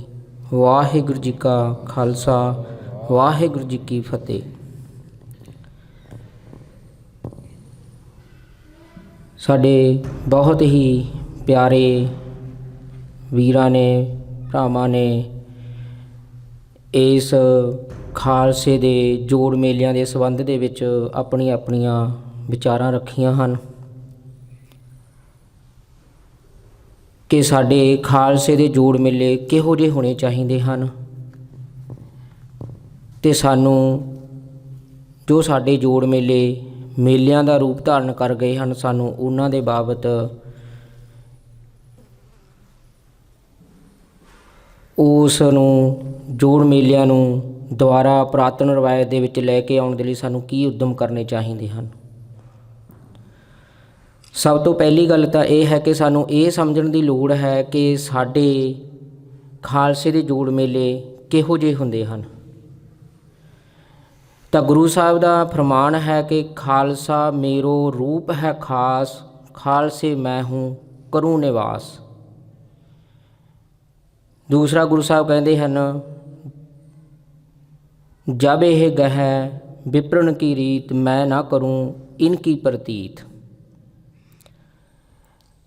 ਅਸੀਂ ਇਸ ਦੁਨੀਆ ਦੇ ਵਿੱਚ ਜਾਂ ਇਸ ਸ੍ਰਿਸ਼ਟੀ ਦੇ ਵਿੱਚ ਅਸੀਂ ਆਪਣੇ ਸਰੂਪ ਕਰਕੇ ਜਾਣੇ ਜਾਂਦੇ ਹਾਂ ਕਿ ਸਾਨੂੰ ਗੁਰੂ ਸਾਹਿਬ ਨੇ ਇੱਕ ਨਿਆਰਾ ਸਰੂਪ ਬਖਸ਼ਿਸ਼ ਕੀਤਾ ਹੈ ਕਿ ਅਸੀਂ ਲੱਖਾਂ ਦੀ ਦੁਨੀਆ ਦੇ ਵਿੱਚ ਖੜ੍ਹੇ ਹੋਏ ਵੀ ਹੋਈਏ ਤਾਂ ਅਸੀਂ ਆਪਣੇ ਸਰੂਪ ਦੇ ਕਰਕੇ ਇਸ ਦੁਨੀਆ ਦੇ ਵਿੱਚ ਪਛਾਣੇ ਜਾਂਦੇ ਹਾਂ ਕਿ ਸਾਡੇ ਸਰੂਪ ਦੇ ਵਿੱਚ ਸਾਡੇ ਮੂੰਹ ਦੇ ਉੱਤੇ ਦਾੜਾ ਪ੍ਰਕਾਸ਼ ਹੁੰਦਾ ਹੈ, ਸਿਰ 'ਤੇ ਦਸਤਾਰ ਹੁੰਦੀ ਹੈ, ਤਾਂ ਅਸੀਂ ਦੂਰੋਂ ਹੀ ਨਵੇਕਲੇ ਪਛਾਣੇ ਜਾਂਦੇ ਹਾਂ। ਤਾਂ ਇਕੱਲੇ ਇਹ ਸਾਡੀ ਪਛਾਣ ਤਾਂ ਦੁਨੀਆ ਦੇ ਵਿੱਚ ਹੈ, ਪਰ ਉਸ ਦੇ ਪੱਖੋਂ ਸਾਡਾ ਨਿਆਰਾਪਣ ਇੱਕ ਹੋਰ ਵੀ ਹੈ ਕਿ ਜਿਸ ਕਰਕੇ ਸਾਨੂੰ ਇਸ ਦੁਨੀਆ ਦੇ ਵਿੱਚ ਜਾਣਿਆ ਜਾਣਾ ਚਾਹੀਦਾ ਸੀ। ਸਾਡੇ ਪੁਰਖਿਆਂ ਨੇ ਬਹੁਤ ਘਾਲਨਾਮਾ ਘਾਲ ਕੇ, ਬਹੁਤ ਤਸ਼ੱਦਦ ਸਹਿ ਕੇ ਆਪਣੇ ਸਾਰੇ ਹੀ ਨਿਆਰੇਪਣ ਨੂੰ, ਚਾਹੇ ਉਹ ਸਮਾਜ ਦੇ ਵਿੱਚ ਰਹਿੰਦੇ ਹੋਏ, ਚਾਹੇ ਉਹ ਧਾਰਮਿਕ ਰਹਿੰਦੇ ਹੋਏ, ਚਾਹੇ ਆਪਾਂ ਇਹ ਕਹਿ ਲਈਏ ਦੁਨੀਆਦਾਰੀ ਦੇ ਵਿੱਚ ਜਾਂ ਅਧਿਆਤਮਿਕ ਪੱਖ ਦੇ ਉੱਤੇ ਆਪਣਾ ਨਿਆਰੇਪਣ ਨੂੰ ਕਾਇਮ ਰੱਖਿਆ ਹੈ। ਜੇ ਅਸੀਂ ਆਪਣੇ ਪਿਛੋਕੜ ਦੇ ਵਿੱਚ ਝਾਤ ਮਾਰਦੇ ਹਾਂ ਕਿ ਸਾਡੇ ਖਾਲਸਿਆਂ ਦੇ ਜੋੜ ਮੇਲੇ ਕਿਹੋ ਜਿਹੇ ਹੁੰਦੇ ਸੀ, ਤਾਂ ਖਾਲਸਿਆਂ ਦੇ ਜੋੜ ਮੇਲਿਆਂ ਦੇ ਵਿੱਚ ਸੰਗਤਾਂ ਇਕੱਤਰ ਹੁੰਦੀਆਂ, ਕਿਉਂਕਿ ਇੱਕ ਜੋੜ ਮੇਲੇ ਹੀ ਸਾਡਾ ਇੱਕ ਗੁਰਸਿੱਖਾਂ ਦੇ ਮਿਲਣ ਦਾ ਸਬੱਬ ਹੁੰਦਾ ਸੀ ਕਿ ਉਹ ਉਦੋਂ ਅੱਜ ਦੀ ਤਰ੍ਹਾਂ ਕੋਈ ਸਾਧਨ ਵੀ ਨਹੀਂ ਸੀ ਕਿ ਆਪਾਂ ਮੋਟਰ ਗੱਡੀਆਂ ਦੇ ਨਾਲ 1 ਘੰਟੇ ਜਾਂ 2 ਘੰਟੇ ਦੇ ਵਿੱਚ ਆਪਾਂ ਸਫ਼ਰ ਕਰਕੇ ਕਿਲੋਮੀਟਰਾਂ ਦਾ ਇੱਕ ਉਸ ਜਗ੍ਹਾ ਦੇ ਉੱਤੇ ਪਹੁੰਚ ਕੇ ਆਪਾਂ ਮਿਲ ਬੈਠ ਕੇ ਵਿਚਾਰਾਂ ਕਰ ਸਕੀਏ। ਤਾਂ ਇਹ ਜੋੜ ਮੇਲੇ ਹੀ ਸੀ ਕਿ ਜਿੱਥੇ ਸੰਗਤੀ ਰੂਪ ਦੇ ਵਿੱਚ ਬੈਠ ਕੇ ਗੁਰਸਿੱਖ ਭਰਾ ਗੁਰਬਾਣੀ ਦੇ ਨਾਲ ਜੁੜਦੇ, ਗੁਰਬਾਣੀ ਦੀਆਂ ਵਿਚਾਰਾਂ ਕਰਦੇ, ਨਾਮ ਸਿਮਰਨ ਦਾ ਅਭਿਆਸ ਕਰਦੇ ਅਤੇ ਆਉਣ ਵਾਲੇ ਭਵਿੱਖ ਦੀਆਂ ਔਕੜਾਂ ਜਾਂ ਅੱਗੇ ਇਸ ਪ੍ਰਚਾਰ ਪ੍ਰਸਾਰ ਦੇ ਲਈ, ਸਿੱਖੀ ਦੇ ਲਈ ਅੱਗੇ ਸਾਨੂੰ ਕੀ ਕਰਨਾ ਚਾਹੀਦਾ ਹੈ, ਉਸ ਦੇ ਬਾਬਤ ਵਿਚਾਰਾਂ ਹੁੰਦੀਆਂ। ਪਰ ਜੇ ਅਸੀਂ ਅੱਜ ਦੇ ਸਮੇਂ ਦੇ ਵਿੱਚ ਦੇਖਦੇ ਹਾਂ ਤਾਂ ਉਹ ਬਿਲਕੁਲ ਉਲਟ ਹੈ। ਸਾਡੇ ਕੋਲ ਇੰਨੇ ਸਾਧਨ ਹੋਣ ਦੇ ਬਾਅਦ ਵੀ ਅਸੀਂ ਜੋ ਸਾਡੇ ਪੁਰਖਿਆਂ ਨੇ ਸਾਨੂੰ ਦਿੱਤਾ, ਅਸੀਂ ਉਸ ਚੀਜ਼ ਨੂੰ ਵਿਸਾਰ ਕੇ ਆਪਣੇ ਮਨ ਦੀ ਚੇਤਨਤਾ ਵਿੱਚੋਂ ਕੱਢ ਕੇ ਅਸੀਂ ਦੁਨਿਆਵੀ ਪੱਖ ਸਾਡੇ 'ਤੇ ਭਾਰੂ ਹੋ ਰਿਹਾ ਅਤੇ ਹੁੰਦਾ ਜਾ ਰਿਹਾ ਕਿ ਸਾਡੇ ਉੱਪਰ ਇੰਨੇ ਸਾਧਨ ਹੋਣ ਤੇ ਬਾਅਦ ਵੀ ਸਾਡਾ ਜਿਹੜਾ ਸਿੱਖੀ ਦਾ ਪ੍ਰਚਾਰ ਅਤੇ ਪ੍ਰਸਾਰ ਹੋਣਾ ਸੀ ਉਹ ਉਸ ਸਮੇਂ ਦੇ ਨਾਲੋਂ ਕਿਤੇ ਜ਼ਿਆਦਾ ਵੱਧ ਹੋਣਾ ਸੀ। ਉਹ ਤਾਂ ਹੁੰਦਾ ਜੇ ਸਾਡੇ ਵਿੱਚ ਨਿਆਰਾਪਣ ਰਹਿੰਦਾ। ਤਾਂ ਉਸ ਨਿਆਰੇਪਣ ਨੂੰ ਬਰਕਰਾਰ ਰੱਖਣ ਵਾਸਤੇ ਇੱਕ ਇਹ ਉਦਮ ਉਪਰਾਲਾ ਸਾਰੀ ਸੰਗਤ ਵੱਲੋਂ ਕੀਤਾ ਗਿਆ ਹੈ। ਤਾਂ ਸਾਨੂੰ ਆਪਣੇ ਨਿਆਰੇਪਣ ਨੂੰ ਬਰਕਰਾਰ ਰੱਖਣ ਵਾਸਤੇ ਉਸ ਮਸਤੂਆਣਾ ਸਾਹਿਬ ਸਾਡੇ ਕਿਉਂਕਿ ਨੇੜੇ ਹੈ, ਸਾਡੀ ਭਾਵਨਾ ਬਹੁਤ ਜ਼ਿਆਦਾ ਉਸ ਜਗ੍ਹਾ ਦੇ ਉੱਪਰ ਜੁੜੀ ਹੋਈ ਹੈ, ਕਿਉਂਕਿ ਸੰਤਾਂ ਨੇ ਸਿੱਖੀ ਦਾ ਪ੍ਰਚਾਰ ਅਤੇ ਪ੍ਰਸਾਰ ਉਸ ਜਗ੍ਹਾ ਦੇ ਉੱਤੇ ਬੈਠ ਕੇ ਬਹੁਤ ਜ਼ਿਆਦਾ ਕੀਤਾ। ਲਗਭਗ 25 ਸਾਲ ਤੋਂ ਵੱਧ ਸਮਾਂ ਉਹਨਾਂ ਨੇ ਇਸ ਜਗ੍ਹਾ ਦੇ ਉੱਪਰ ਬਤੀਤ ਕੀਤਾ, ਸੰਤ ਆਤਰ ਸਿੰਘ ਜੀ ਮਹਾਰਾਜ ਨੇ। ਤਾਂ ਸਾਡਾ ਉਦਮ ਹੋਣਾ ਚਾਹੀਦਾ ਕਿ ਜਿਸ ਜਗ੍ਹਾ ਦੇ ਉੱਤੇ ਬਾਜ਼ਾਰ ਲੱਗਦਾ, ਉਸ ਜਗ੍ਹਾ ਦੇ ਉੱਤੇ ਸਾਡੇ ਪੜਾਅ ਲੱਗੇ ਹੋਣ, ਜਿਸ ਦੇ ਵਿੱਚ ਵਿਚਾਰਾਂ ਸੰਗਤੀ ਰੂਪ ਦੇ ਵਿੱਚ ਹੋਣ। ਕੋਈ ਪੜਾਅ ਇਸ ਤਰ੍ਹਾਂ ਦਾ ਹੋਵੇ ਜਿੱਥੇ ਗੁਰਮਤਿ ਸੰਗੀਤ ਦੀ ਵਿੱਦਿਆ ਦਿੱਤੀ ਜਾਂਦੀ ਹੋਵੇ, ਕੋਈ ਪੜਾਅ ਇਸ ਤਰ੍ਹਾਂ ਦਾ ਹੋਵੇ ਜਿਸ ਜਗ੍ਹਾ ਦੇ ਉੱਪਰ ਸੰਥਿਆ ਦਿੱਤੀ ਜਾਂਦੀ ਹੋਵੇ, ਜਾਂ ਉਸ ਜਗ੍ਹਾ ਦੇ ਉੱਤੇ ਸ਼ਸਤਰ ਵਿੱਦਿਆ ਸਿਖਾਈ ਜਾਂਦੀ ਹੋਵੇ, ਦਸਤਾਰ ਸਿਖਲਾਈ ਦੇ ਕੈਂਪ ਲੱਗਣੇ ਚਾਹੀਦੇ ਨੇ। ਤਾਂ ਉਸ ਤਰ੍ਹਾਂ ਦਾ ਮਾਹੌਲ ਜਦੋਂ ਕੋਈ ਬਾਹਰੋਂ ਉਸ ਗੁਰਦੁਆਰਾ ਸਾਹਿਬ ਦੀ ਹਦੂਦ ਅੰਦਰ ਆਵੇਗਾ ਤਾਂ ਉਸ ਦਾ ਮਨ ਆਪਣੇ ਆਪ ਹੀ ਬਦਲਣਾ ਸ਼ੁਰੂ ਹੋ ਜਾਵੇਗਾ। ਉਹ ਇਸ ਚੀਜ਼ ਨੂੰ ਦੇਖ ਕੇ ਹੀ ਉਸ ਦੇ ਮਨ ਦੇ ਉੱਤੇ ਪ੍ਰਭਾਵ ਪੈਣਾ ਕਿ ਸਾਨੂੰ ਗੁਰੂ ਸਾਹਿਬ ਨੇ ਕੀ ਸਾਨੂੰ ਮਤਲਬ ਕਿ ਦਾਤ ਜਿਹੜੀ ਦਿੱਤੀ ਆ ਕਿ ਸਾਨੂੰ ਜੀਵਨ ਦੇ ਵਿੱਚ ਕੀ ਕਰਨਾ ਚਾਹੀਦਾ ਅਤੇ ਸਾਡਾ ਜੀਵਨ ਕਿਹੋ ਜਿਹਾ ਹੋਣਾ ਚਾਹੀਦਾ। ਤਾਂ ਉਸ ਜਗ੍ਹਾ ਦੇ ਉੱਪਰ ਅੱਜ ਬਹੁਤ ਰੌਲਾ ਰੱਪਾ ਪੈਂਦਾ, ਸਪੀਕਰ ਲੱਗਦੇ, ਬਾਜ਼ਾਰ ਲੱਗਦਾ, ਤਾਂ ਸਾਨੂੰ ਉਹ ਸਾਡੇ ਨਿਆਰੇਪਣ ਨੂੰ ਸਾਡੇ ਮਨ ਦੇ ਵਿੱਚ ਉਹ ਰਹਿਣੇ ਨਹੀਂ ਦਿੰਦਾ। ਅਸੀਂ ਦੁਨਿਆਵੀ ਪੱਖ ਸਾਡੇ 'ਤੇ ਆਪਣੇ ਆਪ ਭਾਰੂ, ਜਿਹੋ ਜਿਹਾ ਅਸੀਂ ਕੁਛ ਆਪਣੇ ਅੱਖਾਂ ਦੇ ਨਾਲ ਦੇਖਾਂਗੇ ਸਾਡੇ ਮਨ ਦੇ ਵਿੱਚ ਵਿਚਾਰ ਖਿਆਲ ਉਹੋ ਜਿਹੇ ਹੀ ਪ੍ਰਗਟ ਹੋਣਗੇ। ਜੇ ਅਸੀਂ ਉਸ ਜਗ੍ਹਾ ਦੇ ਉੱਪਰ ਕੋਈ ਇਸ ਤਰ੍ਹਾਂ ਸਾਡੇ ਪੁਰਾਤਨ ਰਵਾਇਤ ਮੁਤਾਬਕ ਜੋ ਉੱਥੇ ਵਿਚਾਰਾਂ ਹੋਣਗੀਆਂ, ਸੰਥਿਆ ਦਿੱਤੀ ਜਾਊਗੀ, ਤਾਂ ਸਾਡੇ ਮਨ ਦੇ ਵਿੱਚ ਗੁਰੂ ਦੇ ਪ੍ਰਤੀ ਗੁਰੂ ਦੇ ਅਦਬ ਸਤਿਕਾਰ ਦੇ ਵਿੱਚ ਸਾਡੀ ਆਪਣੇ ਆਪ ਸਾਡੀ ਭਾਵਨਾ ਬਣੇਗੀ, ਹੋਰ ਵੱਧ ਬਣੇਗੀ, ਅਤੇ ਸਾਡੇ ਉੱਪਰ ਦੁਨਿਆਵੀ ਪੱਖ ਭਾਰੂ ਨਹੀਂ ਹੋਵੇਗਾ। ਕਿਉਂਕਿ ਗੁਰੂ ਸਾਹਿਬ ਨੇ ਸਾਨੂੰ ਦਿੱਖ ਵਜੋਂ ਨਿਆਰਾਪਣ ਨਹੀਂ ਦਿੱਤਾ, ਸਾਡੇ ਕਰਮ ਵਜੋਂ, ਸਾਡੇ ਕਿਰਦਾਰ ਵਜੋਂ ਵੀ ਅਸੀਂ ਨਿਆਰੇ ਹਾਂ। ਜੇ ਅਸੀਂ ਦੁਨੀਆ ਵਰਗੇ ਹੀ ਹੋ ਗਏ ਤਾਂ ਸਾਡੇ ਵਿੱਚ ਨਿਆਰਾਪਣ ਕਿੱਥੇ ਰਹੇਗਾ। ਸਾਡਾ ਫਰਜ਼, ਸਾਨੂੰ ਗੁਰੂਆਂ ਨੇ ਫਰਜ਼, ਖਾਲਸੇ ਨੂੰ ਫਰਜ਼ ਇਹ ਦਿੱਤਾ ਕਿ ਤੁਸੀਂ ਦੁਨੀਆ ਨੂੰ ਇੱਕ ਨਵੀਂ ਸੇਧ ਦੇਣੀ ਹੈ ਕਿ ਤੁਸੀਂ ਆਪਣੇ ਜੀਵਨ ਨੂੰ ਕਿਸ ਢੰਗ ਨਾਲ ਵਧੀਆ ਬਣਾ ਸਕਦੇ ਹੋ, ਕਿਵੇਂ ਅਸੀਂ ਉਸ ਅਕਾਲ ਪੁਰਖ ਦੇ ਨਾਲ ਜੁੜ ਸਕਦੇ ਹਾਂ, ਕਿਵੇਂ ਅਸੀਂ ਆਪਣੇ ਜੀਵਨ ਦੇ ਵਿੱਚ ਇਸ ਨੂੰ ਸੁਚੱਜਾ ਪਵਿੱਤਰ ਬਣਾ ਸਕਦੇ ਹਾਂ। ਤਾਂ ਸਾਨੂੰ ਇਹ ਸਭ ਤੋਂ ਵੱਧ ਇਹ ਉਪਰਾਲਾ ਕਰਨਾ ਚਾਹੀਦਾ ਕਿ ਅਸੀਂ ਆਪਣਾ ਨਿਆਰਾਪਣ ਬਰਕਰਾਰ ਰੱਖੀਏ ਅਤੇ ਅਸੀਂ ਦੁਨੀਆ ਨੂੰ ਸੇਧ ਦੇ ਸਕੀਏ ਕਿ ਅਸੀਂ ਆਪਣੇ ਜੀਵਨ ਦੇ ਵਿੱਚ ਜੀਵਨ ਨੂੰ ਕਿਸ ਢੰਗ ਨਾਲ ਜਿਉਣਾ, ਕਿਵੇਂ ਅਸੀਂ ਆਪਣੇ ਸਾਦਾ ਜੀਵਨ ਜਿਉਣਾ, ਅਤੇ ਅਸੀਂ ਲੋਕ ਭਲਾਈ ਦੇ ਲਈ ਅਸੀਂ ਕੀ ਕਰ ਸਕਦੇ ਹਾਂ। ਇਹ ਸਾਨੂੰ ਗੁਰੂ ਦੇ ਦਰ ਦੇ ਉੱਤੋਂ ਹੀ ਮਿਲਣਾ, ਸਾਨੂੰ ਗੁਰੂ ਦੀਆਂ ਇਹ ਬਖਸ਼ਿਸ਼ਾਂ ਨੇ। ਅਤੇ ਅਸੀਂ ਉਸ ਇਕਾਂਤ ਵਾਲੇ ਮਾਹੌਲ ਨੂੰ ਆਪਾਂ ਦੁਬਾਰਾ ਸਿਰਜੀਏ, ਉਸ ਜਗ੍ਹਾ ਦੇ ਉੱਤੇ ਨਾਮ ਬਾਣੀ ਅਭਿਆਸ ਦੇ ਪਹਿਰੇ ਲੱਗਣ। ਜਿੰਨਾ ਚਿਰ ਵੀ ਉੱਥੇ ਸੰਗਤ ਰਹੇ ਉਹ ਨਾਮ ਬਾਣੀ ਅਭਿਆਸ ਉੱਥੇ ਕਰੇ, ਬੈਠੇ, ਗੁਰਬਾਣੀ ਦੇ ਨਾਲ ਜੁੜੇ, ਤਾਂ ਹੀ ਇਹ ਮੁਹਿੰਮ ਸਫਲਾ ਹੋ ਸਕਦੀ ਆ। ਤਾਂ ਹੀ ਅਸੀਂ ਸੰਤਾਂ ਦੇ ਬਚਨਾਂ ਦੇ ਉੱਪਰ, ਗੁਰੂ ਦੇ ਬਚਨਾਂ ਦੇ ਉੱਤੇ ਪਹਿਰਾ ਦੇ ਸਕਦੇ ਹਾਂ। ਇੰਨਾ ਹੀ ਵਿਚਾਰਾਂ ਰੱਖਦਾ ਹੋਇਆ ਮੈਂ ਖਿਮਾ ਦਾ ਜਾਚਕ ਹਾਂ। ਵਾਹਿਗੁਰੂ ਜੀ ਕਾ ਖਾਲਸਾ, ਵਾਹਿਗੁਰੂ ਜੀ ਕੀ ਫਤਿਹ। ਤੇ ਜਦੋਂ ਤੁਸੀਂ ਨਿਆਰੇਪਣ 'ਚੋਂ ਜੋ ਗੁਰੂ ਨੇ ਰਾਹ ਦੱਸੇ ਵਿਚਾਰ ਕਰਨ ਦੇ, ਫੈਸਲੇ ਲੈਣ ਦੇ, ਜੋ ਗੁਰੂ ਨੇ ਬਾਹਰੀ ਸਰੂਪ ਅਤੇ ਅੰਦਰਲੇ ਕਿਰਦਾਰ ਪੱਖੋਂ ਤੁਹਾਨੂੰ ਤੁਹਾਡੀ ਘਾੜਤ ਘੜੀ, ਜਿੰਨਾ ਚਿਰ ਤੁਸੀਂ ਉਹਦੇ 'ਤੇ ਕਾਇਮ ਦਾਇਮ ਹੋ, ਉਹਨਾਂ ਸਮਾਂ ਗੁਰੂ ਦੀਆਂ ਬਰਕਤਾਂ ਨਾਲ ਹੈ। ਉਹਨਾਂ ਸਮਾਂ ਤੁਸੀਂ ਮਨ ਕਰਕੇ, ਸਰੀਰ ਕਰਕੇ ਤਗੜੇ ਹੋ, ਅਤੇ ਉਹਨਾਂ ਸਮਾਂ ਤੁਹਾਡੇ ਅੱਗੇ ਵੱਡੇ ਤੋਂ ਵੱਡੀ ਜਿਹੜੀ ਮੁਸੀਬਤ ਆ ਉਹ ਬਹੁਤ ਛੋਟੀ ਅਤੇ ਕੀੜੀ ਜਿੰਨੀ ਹੁੰਦੀ ਰਹੂਗੀ। ਅਤੇ ਜਦੋਂ ਤੁਸੀਂ ਮਨ ਕਰਕੇ ਅਤੇ ਗੁਰੂ ਦਾ ਰਾਹ ਤਿਆਗ ਕੇ ਮਨ ਕਰਕੇ ਟੁੱਟ ਗਏ, ਅਤੇ ਉਦੋਂ ਫਿਰ ਤੁਹਾਨੂੰ ਕੀੜੀ ਜਿੱਡੀ ਗੱਲ ਵੀ ਕਈ ਵਾਰੀ ਪਹਾੜ ਲੱਗਣ ਲੱਗ ਜਾਂਦੀ।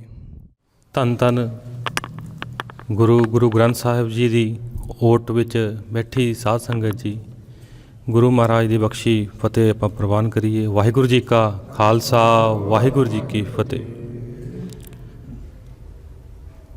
ਜਿੱਦਾਂ ਇਸ ਆਪਾਂ ਵਿਚਾਰ ਵਿੱਚ ਇਕੱਤਰ ਹੋਏ ਹਾਂ ਕਿ ਖਾਲਸਾ ਰਵਾਇਤ ਅਨੁਸਾਰ ਸਾਡੇ ਜੋੜ ਮੇਲੇ ਕਿਸ ਤਰ੍ਹਾਂ ਨਾਲ ਮਨਾਏ ਜਾਂਦੇ ਸੀ ਅਤੇ ਅੱਜ ਉਹਨਾਂ 'ਚ ਨਿਘਾਰ ਆ ਗਿਆ ਅਤੇ ਕਿਸ ਤਰ੍ਹਾਂ ਮਨਾਏ ਜਾ ਰਹੇ ਨੇ। ਮੇਰੀ ਜੋ ਜਾਣਕਾਰੀ ਹੈ ਉਹ ਸਮੁੰਦਰ ਦੇ ਵਿੱਚ ਇੱਕ ਚਮਚ ਮਿੱਠੇ ਬਰਾਬਰ ਦੀ ਹੈ, ਅਤੇ ਉਸੇ ਮਿੱਠੇ ਨੂੰ ਮੈਂ ਵੰਡਣਾ ਚਾਹੁੰਦਾ। ਅਤੇ ਉਸ ਦੇ ਬਾਬਤ ਮੈਂ ਇਹੀ ਗੱਲ ਕਹੂੰਗਾ ਕਿ ਆਪਾਂ ਸਭ ਤੋਂ ਪਹਿਲਾਂ ਗੁਰੂ ਸ਼ਬਦ ਨਾਲ ਟੁੱਟੇ ਹਾਂ। ਗੁਰੂ ਸ਼ਬਦ ਨਾਲ ਟੁੱਟਣ ਕਰਕੇ ਅਸੀਂ ਜੋ ਸਾਡੀਆਂ ਰਵਾਇਤਾਂ ਸੀ ਉਹਨਾਂ ਤੋਂ ਵੀ ਹੌਲੀ ਹੌਲੀ ਮੁਨਕਰ ਹੁੰਦੇ ਗਏ, ਜਿਸ ਨਾਲ ਜੋ ਗੁਰੂ ਨੇ ਸਾਨੂੰ ਰਾਸਤਾ ਦਿੱਤਾ ਸੀਗਾ ਅਸੀਂ ਉਸ ਤੋਂ ਪਿਛਾਂਹ ਹਟਦੇ ਗਏ। ਸਾਨੂੰ ਹੁਣ ਜ਼ਰੂਰਤ ਹੈ ਇਸ ਸਮੇਂ ਦੇ ਵਿੱਚ ਕਿ ਅਸੀਂ ਦੁਬਾਰਾ ਗੁਰੂ ਸ਼ਬਦ ਨਾਲ ਜੁੜੀਏ। ਜਿੱਦਾਂ ਪਿੱਛੇ ਇੱਕ ਭਾਈ ਸਾਹਿਬ ਨੇ ਗੱਲ ਕੀਤੀ ਸੀ ਕਿ ਕਮੇਟੀ ਨੂੰ, ਗੁਰੂ ਸਾਗਰ ਮਸਤੂਆਣਾ ਸਾਹਿਬ ਦੀ ਕਮੇਟੀ ਨੂੰ ਜਿਹੜਾ ਉੱਥੇ ਦੁਕਾਨਾਂ ਲੱਗਦੀਆਂ ਨੇ ਉਹਨਾਂ ਦਾ ਇੱਕ ਪੈਸਾ ਮਿਲਦਾ ਠੇਕਾ ਕਰੇ ਦਾ, ਅਤੇ ਸਾਨੂੰ ਉਹ ਕਮੇਟੀ ਨਾਲ ਉਸ ਬਾਰੇ ਵੀ ਗੱਲ ਕਰਨੀ ਚਾਹੀਦੀ ਹੈ। ਜਦੋਂ ਸਾਨੂੰ ਸਰਦਾਰ ਕਪੂਰ ਸਿੰਘ ਜੀ ਨੂੰ ਨਵਾਬੀ ਦਿੱਤੀ ਜਾਣੀ ਸੀ, ਉਸ ਟਾਈਮ ਵੀ ਸਾਡੇ ਕੋਲ ਨਵਾਬੀ ਆਈ ਅਤੇ ਸਿੰਘਾਂ ਨੇ ਨਵਾਬੀ ਨੂੰ ਇੱਕ ਫੁੱਟਬਾਲ ਦੀ ਤਰ੍ਹਾਂ ਕਦੇ ਕਿਸ ਪਾਸੇ ਕਦੇ ਕਿਸ ਪਾਸੇ ਸਿੱਟਿਆ। ਅੰਤ ਵਿੱਚ ਇਹ ਫੈਸਲਾ ਲਿਆ ਗਿਆ ਕਿ ਨਵਾਬੀ ਜੋ ਲਈ ਜਾਊਗੀ ਉਹ ਗੁਰਮਤਿ ਅਨੁਸਾਰ ਲਈ ਜਾਊਗੀ, ਅਤੇ ਉਹਦੇ ਵਿੱਚ ਉਹ ਨਵਾਬੀ ਸਰਦਾਰ ਕਪੂਰ ਸਿੰਘ ਨੂੰ ਦਿੱਤੀ ਗਈ। ਸਾਨੂੰ ਇਹ ਵੀ ਪਤਾ ਹੈ ਕਿ ਉਹਨਾਂ ਕੋਲ ਉਸ ਸਮੇਂ ਕੀ ਸੇਵਾ ਚੱਲਦੀ ਸੀਗੀ, ਅਤੇ ਉਹਨਾਂ ਦੇ ਸੇਵਾ ਜਦੋਂ ਉਹਨਾਂ ਨੇ ਨਵਾਬੀ ਲਈ ਤਾਂ ਉਹਨਾਂ ਨੇ ਆਪਦੇ ਵਿਚਾਰ ਵੀ ਰੱਖੇ ਕਿ ਮੈਂ ਜੋ ਘੋੜਿਆਂ ਦੀ ਸੇਵਾ ਕਰ ਰਿਹਾ ਹਾਂ ਉਹ ਮੈਂ ਬਰਾਬਰ ਕਰਦਾ ਰਹੂੰਗਾ। ਇਸ ਤਰ੍ਹਾਂ ਦੇ ਕੁਝ ਹੋਰ ਵਿਚਾਰ ਸੀ। ਤਾਂ ਸਾਨੂੰ ਇਹ ਗੱਲ ਸਮਝਣੀ ਚਾਹੀਦੀ ਹੈ ਕਿ ਦੁਨਿਆਵੀ ਜੋ ਮਾਇਆ ਹੈ ਉਹਦਾ ਅਤੇ ਗੁਰੂ ਦੇ ਸ਼ਬਦ ਦਾ ਬਹੁਤ ਵੱਡਾ ਫਰਕ ਹੈ। ਸਾਨੂੰ ਗੁਰੂ ਦੇ ਸ਼ਬਦ ਨਾਲ ਹੀ ਜੁੜ ਕੇ ਚੱਲਣਾ ਚਾਹੀਦਾ ਹੈ। ਇਹਨਾਂ ਵਿਚਾਰਾਂ ਨੂੰ ਆਪਦੇ ਤੱਕ ਇਕੱਠੇ ਕਰਦਾ ਜੀ। ਜੇ ਕੋਈ ਭੁੱਲ ਚੁੱਕ ਹੋਈ ਹੋਵੇ ਤਾਂ ਮਾफ़ ਕਰਨਾ। ਚੰਗਾ ਕਿਹਾ ਨਾਲ ਲੈ ਜਾਣਾ, ਮਾੜਾ ਕਿਹਾ ਮੇਰੀ ਘੋੜੀ ਪਾ ਜਾਣਾ ਜੀ। ਵਾਹਿਗੁਰੂ ਜੀ ਕਾ ਖਾਲਸਾ, ਵਾਹਿਗੁਰੂ ਜੀ ਕੀ ਫਤਿਹ। ਵਾਹਿਗੁਰੂ ਜੀ ਕਾ ਖਾਲਸਾ, ਵਾਹਿਗੁਰੂ ਜੀ ਕੀ ਫਤਿਹ। ਗੁਰੂ ਪਿਆਰੀ ਸੰਗਤ ਜੀਓ, ਜੋੜ ਮੇਲੇ ਦਾ ਜਦੋਂ ਆਪਾਂ ਮਨਾਉਂਦੇ ਹਾਂ ਤਾਂ ਆਪਾਂ ਨੂੰ ਸਮਝ ਆ ਵੀ ਕਿਉਂ ਮਨਾਉਣੇ ਚਾਹੀਦੇ ਨੇ। ਉਹਦੇ ਵਿੱਚ ਵੱਡੀ ਗੱਲ ਤਾਂ ਇਹੀ ਹੁੰਦੀ ਹੈ ਕਿ ਆਪਾਂ ਖੁਦ ਆਪ ਗੁਰੂ ਸਾਹਿਬ ਨਾਲ, ਇਤਿਹਾਸ ਨਾਲ ਜੁੜੀਏ, ਨਾ ਬਾਣੀ ਨਾਲ ਜੁੜੀਏ ਜਾਂ ਫਿਰ ਹੋਰਾਂ ਨੂੰ ਜੋੜੀਏ। ਸੋ ਜਿਵੇਂ ਤੁਹਾਡਾ ਸ਼ਾਇਦ ਪਿੱਛੇ ਖਿਆਲ ਗਿਆ ਹੋਵੇ, ਲੰਗਰ ਦੇ ਵਿੱਚ ਮਾਈਆਂ ਪ੍ਰਸ਼ਾਦਾ ਤਿਆਰ ਕਰ ਰਹੀਆਂ ਨੇ ਅਤੇ ਨਾਲ ਹੀ ਮਤਲਬ ਸਿਮਰਨ ਕਰ ਰਹੀਆਂ ਨੇ, ਹੈ ਨਾ। ਸੋ ਜਿਹੜਾ ਧਰਮ ਹੈ ਜਾਂ ਧਰਮ ਪ੍ਰਤੀ ਜਿਹੜਾ ਪਿਆਰ ਹੈ ਉਹ ਇਸ ਤਰ੍ਹਾਂ ਪੈਦਾ ਹੋਣਾ ਹੁੰਦਾ ਹੈ। ਉਹ ਨਾ ਕਿ ਆਪਾਂ ਨੇ ਬਹੁਤ ਸ਼ੋਰ ਸ਼ਰਾਬਾ, ਇੱਥੇ ਵੀ ਸਪੀਕਰ ਉੱਥੇ ਵੀ ਸਪੀਕਰ, ਬਹੁਤ ਵੱਡੇ ਇਕੱਠ ਕਰਕੇ, ਮਤਲਬ ਜਿਸ ਤਰ੍ਹਾਂ ਜੋੜ ਮੇਲਿਆਂ 'ਚ ਆਪਾਂ ਦੇਖਦੇ ਹਾਂ ਵੀ ਇੱਕ ਤਰ੍ਹਾਂ ਦੀ ਹਵਾ ਬਣਾਉਣ ਦੀ ਕੋਸ਼ਿਸ਼ ਕੀਤੀ ਜਾਂਦੀ ਆ। ਸੋ ਇਸ ਤਰ੍ਹਾਂ ਧਰਮ ਨਹੀਂ ਫੈਲਦਾ। ਧਰਮ ਜਿੰਨਾ ਕੁ ਮੈਨੂੰ ਅੰਦਾਜ਼ਾ ਵੀ ਉਹ, ਜੇ ਆਪਾਂ ਵੀ ਗੁਰੂ ਨਾਲ ਜੁੜੇ ਹਾਂ ਤਾਂ ਆਪਾਂ ਆਪਣੇ ਮਾਂ ਪਿਓ ਤੋਂ ਸਿੱਖਿਆ ਕੁਛ। ਉਹਨਾਂ ਨਾਲ ਮਤਲਬ ਬਿਲਕੁਲ ਸਹਿਜ ਦੇ ਵਿੱਚ, ਪਿਆਰ ਦੇ ਵਿੱਚ ਬੈਠ ਕੇ ਆਪਾਂ ਨੇ ਗੱਲਬਾਤ ਕੀਤੀ ਹੈ। ਸੋ ਤਾਂ ਆਪਾਂ ਗੁਰੂ ਨਾਲ ਜੁੜੇ ਹੋਏ ਹਾਂ। ਸੋ ਜਿਹੜੀ ਹਵਾ ਬਣਾਉਣ ਵਾਲੀ ਗੱਲ ਹੈ ਵੀ ਇੱਕ ਤਰ੍ਹਾਂ ਦੀ ਹਵਾ ਵਗਾ ਦਈਏ ਵੀ ਸਾਰੇ ਲੋਕ ਸਿੱਖੀ ਪ੍ਰਚਾਰ ਨਾਲ ਜੁੜ ਜਾਣ। ਸੋ ਇਹ ਮਤਲਬ ਇਹ ਇੱਕ ਦੁਨਿਆਵੀ ਤਰੀਕਾ। ਆਪਾਂ ਵੋਟਾਂ ਦੇ ਵਿੱਚ ਦੇਖਦੇ ਹਾਂ ਵੀ ਉਹ ਕੁਛ ਦਿਨਾਂ ਦੀ ਹਵਾ ਹੁੰਦੀ ਹੈ, ਉਹ ਵੋਟਾਂ ਹੋ ਜਾਂਦੀਆਂ ਨੇ, ਉਹ ਹਵਾ ਦਾ ਅਸਰ ਉਤਰ ਜਾਂਦਾ ਹੈ, ਲੋਕ ਫਿਰ ਆਪੋ ਆਪਣੇ ਰਾਹ 'ਤੇ ਚੱਲ ਪੈਂਦੇ ਨੇ। ਸੋ ਧਰਮ ਦਾ ਇਹ ਤਰੀਕਾ ਬਿਲਕੁਲ ਨਹੀਂ ਹੈਗਾ। ਸੋ ਜਿਹੜੇ ਪੁਰਾਣੇ ਜੋੜ ਮੇਲੇ ਵੀ ਹੈਗੇ ਨੇ ਉਹ ਵੀ ਕਿਉਂ ਮਨਾਉਣੇ ਸ਼ੁਰੂ ਹੋਏ, ਜਿਵੇਂ ਪੁਰਾਣਾ ਸਮਾਂ ਸੀਗਾ, ਜਿਹੜੇ ਸਿੰਘ ਦੂਰ ਦੂਰ ਖਿੰਡੇ ਆ ਕਿਉਂਕਿ ਲੜਾਈ ਚੱਲ ਰਹੀ ਆ ਹਕੂਮਤ ਦੇ ਨਾਲ। ਸੋ ਉਹਨਾਂ ਨੂੰ ਆਪਸ ਦੇ ਵਿੱਚ ਜੁੜ ਬੈਠ ਕੇ ਕੁਛ ਗੱਲਬਾਤ ਕਰਨ ਦੇ ਲਈ, ਕੁਛ ਆਪਸੀ ਵਿਚਾਰਾਂ ਕਰਨ ਦੇ ਲਈ, ਰਾਜਨੀਤੀ ਨਾਲ ਲਾ ਲਓ ਵੀ ਹਕੂਮਤ ਨਾਲ ਕਿਵੇਂ ਲੜਨਾ ਹੈ, ਜਾਂ ਖੁਦ ਸੰਗਤ ਕਰਨ ਦੇ ਲਈ ਮਤਲਬ ਗੁਰੂ ਸਾਹਿਬਾਨ ਦੇ ਦਿਹਾੜੇ ਨੇ ਉਹੀ ਮਨਾਉਣੇ ਨੇ, ਹੈ ਨਾ। ਸੋ ਉਦੋਂ ਇਕੱਠੇ ਬੈਠ ਕੇ ਉਹਨਾਂ ਨੇ ਕੋਈ ਹਰ ਇੱਕ ਦਿਹਾੜਾ ਤਾਂ ਨਹੀਂ ਸੀ ਮਨਾ ਸਕਦੇ ਕਿਉਂਕਿ ਜੰਗਲਾਂ ਤੋਂ ਬਾਹਰ ਆ ਕੇ ਆਮ ਦੁਨਿਆਵੀ ਬਸ ਉਹਦੇ ਵਿੱਚ ਬੈਠ ਕੇ ਕੋਈ ਜੋੜ ਮੇਲੇ ਮਨਾਉਣੇ ਉਹ ਆਗਿਆ ਨਹੀਂ ਸੀ ਸਰਕਾਰ ਵੱਲੋਂ। ਸੋ ਸਿੰਘਾਂ ਨੇ ਆਪਾਂ ਨੂੰ ਪਤਾ ਵੀ 2 ਜਾਂ 3 ਰੱਖੇ ਹੁੰਦੇ ਸੀ ਦਿਨ ਸਾਲ ਦੇ ਵਿੱਚ। ਦੀਵਾਲੀ ਦਾ ਆਪਾਂ ਨੂੰ ਪਤਾ ਹੈ, ਵਿਸਾਖੀ ਦਾ ਪਤਾ ਹੈ, ਹੋਲੇ ਮਹੱਲੇ ਦਾ ਪਤਾ ਹੈ। ਸੋ ਉੱਥੇ ਥੋੜ੍ਹਾ ਬਹੁਤਾ ਇਕੱਠ ਭਰਦਾ ਸੀਗਾ ਜੋੜ ਮੇਲਿਆਂ ਦਾ। ਸੋ ਬੈਠ ਕੇ ਇੱਦਾਂ ਹੀ ਆਪਣੇ ਵਾਂਗੂ ਬੈਠਦੇ ਸੀਗੇ। ਪੁਰਾਣੇ ਸਮੇਂ 'ਚ ਕਿਹੜੇ ਸਪੀਕਰ, ਨਾ ਕੋਈ ਮਾਈਕ, ਸਾਦਗੀ ਦੇ ਤੌਰ 'ਤੇ ਬਿਲਕੁਲ ਬੈਠਦੇ। ਕਿਤੇ 20 ਸਿੰਘਾਂ ਦਾ ਜਥਾ ਬੈਠ ਗਿਆ, ਕਿਤੇ ਕੋਈ 50 ਦਾ ਜਥਾ ਬੈਠ ਗਿਆ, ਕਿਸੇ ਨੇ ਖੜ੍ਹ ਕੇ ਬੋਲਿਆ, ਕਿਸੇ ਨੇ ਬੈਠ ਕੇ ਬੋਲਿਆ, ਕਿਤੇ ਕੀਰਤਨ ਹੋ ਰਿਹਾ ਹੈ, ਕਿਤੇ ਕਥਾ ਹੋ ਰਹੀ ਹੈ, ਕਿਤੇ ਵੈਸੇ ਕੋਈ ਰਾਜਨੀਤੀ ਦੀ ਵਿਚਾਰ ਹੋ ਰਹੀ ਹੈ, ਕਿਤੇ ਕੋਈ ਧਰਮ ਦੀ ਵਿਚਾਰ ਹੋ ਰਹੀ ਹੈ। ਇਹ ਜੋੜ ਮੇਲਿਆਂ ਦਾ ਰੂਪ ਸੀਗਾ। ਸੋ ਉਸ ਤੋਂ ਬਾਅਦ ਆਪਾਂ ਜਿਵੇਂ ਮਹਾਂਪੁਰਖ ਆਏ, ਕੋਈ ਸੰਤ ਮਹਾਂਪੁਰਖ ਹੈ ਨਾ, ਸੰਤ ਆਤਰ ਸਿੰਘ ਜੀ ਹੋਏ ਜਾਂ ਹੋਰ ਵੀ ਬੜੇ ਪਹੁੰਚੇ ਹੋਏ ਮਹਾਂਪੁਰਖ ਹੋਏ, ਉਹਨਾਂ ਨੇ ਆਪੋ ਆਪਣੇ ਸਥਾਨ ਪ੍ਰਗਟ ਕੀਤੇ। ਉਹਨਾਂ ਸਥਾਨਾਂ ਦੇ ਉੱਪਰ ਉਹਨਾਂ ਨੇ ਇਹ ਨੇਮ ਬੰਨ੍ਹ ਲਿਆ ਕਿਉਂਕਿ ਹਕੂਮਤ ਵੀ ਥੋੜ੍ਹਾ ਸਮਾਂ ਉਹਨਾਂ ਦਾ ਬਦਲ ਗਿਆ, ਸਿੰਘਾਂ ਦਾ ਜ਼ੋਰ ਆ ਗਿਆ। ਸੋ ਉਹਨਾਂ ਨੇ ਇਹ ਦਿਨ ਰੱਖ ਲਏ ਵੀ ਮਹੀਨੇ ਦੇ ਵਿੱਚ ਵੀ ਜਾਂ ਤਾਂ ਸੰਗਰਾਂਦ ਨੂੰ ਇਕੱਠੇ ਹੋ ਜਾਓ ਕਿਸੇ ਸਥਾਨ ਦੇ ਉੱਪਰ। ਉਹ ਕਰ ਲੈਂਦੇ ਸੀਗੇ ਕਿ ਆਪਾਂ ਮੱਸੇ ਵਾਲੇ ਦਿਨ ਇਕੱਠੇ ਹੋ ਜਾਈਏ, ਸਾਰੀ ਸੰਗਤ ਉਸ ਵੇਲੇ ਇਕੱਠੀ ਹੋ ਜਾਏ। ਸੋ ਮਸਤਵਾਣਾ ਸਾਹਿਬ ਦਾ ਜਿਹੜਾ ਜ਼ਿਕਰ ਮਿਲਦਾ ਉਹ ਇਹ ਮੱਸੇ ਵਾਲੇ ਦਿਨ ਦਾ ਜ਼ਿਕਰ ਮਿਲਦਾ ਵੀ ਇੱਥੇ ਸੰਤਾਂ ਦੇ ਵੇਲੇ ਤੋਂ ਹੀ ਮੱਸਿਆ ਦੇ ਵੇਲੇ ਜਿਹੜਾ ਉਹ ਜੋੜ ਮੇਲਾ ਭਰਦਾ ਸੀਗਾ। ਉਹਨਾਂ ਕੀ ਜੋੜ ਮੇਲਾ ਭਰਦਾ ਹੋਣਾ ਮੇਰੇ ਖਿਆਲ ਨਾਲ ਵੀ ਜਿੰਨਾ ਕੁ ਹੁਣ ਭਰਦਾ, ਉਹ ਬਿਲਕੁਲ ਮਤਲਬ ਉਹਨਾਂ ਮਾਹੌਲ ਖ਼ਰਾਬ ਨਹੀਂ ਹੁੰਦਾ ਜਿੰਨਾ ਜੋੜ ਮੇਲੇ ਹੁੰਦਾ, ਪਰ ਮੱਸਿਆ ਦੇ ਫਿਰ ਵੀ ਬਹੁਤ ਠੀਕ ਹੁੰਦਾ। ਸੋ ਥੋੜ੍ਹੀ ਸੰਗਤ ਹੁੰਦੀ ਹੈ ਜੋੜ ਮੇਲੇ ਦੇ ਮੁਕਾਬਲੇ। ਸੋ ਇਹ ਮਤਲਬ ਮਹੀਨੇ ਦੀ ਮਹੀਨੇ ਜੋੜ ਮੇਲਾ ਭਰਦਾ ਸੀਗਾ।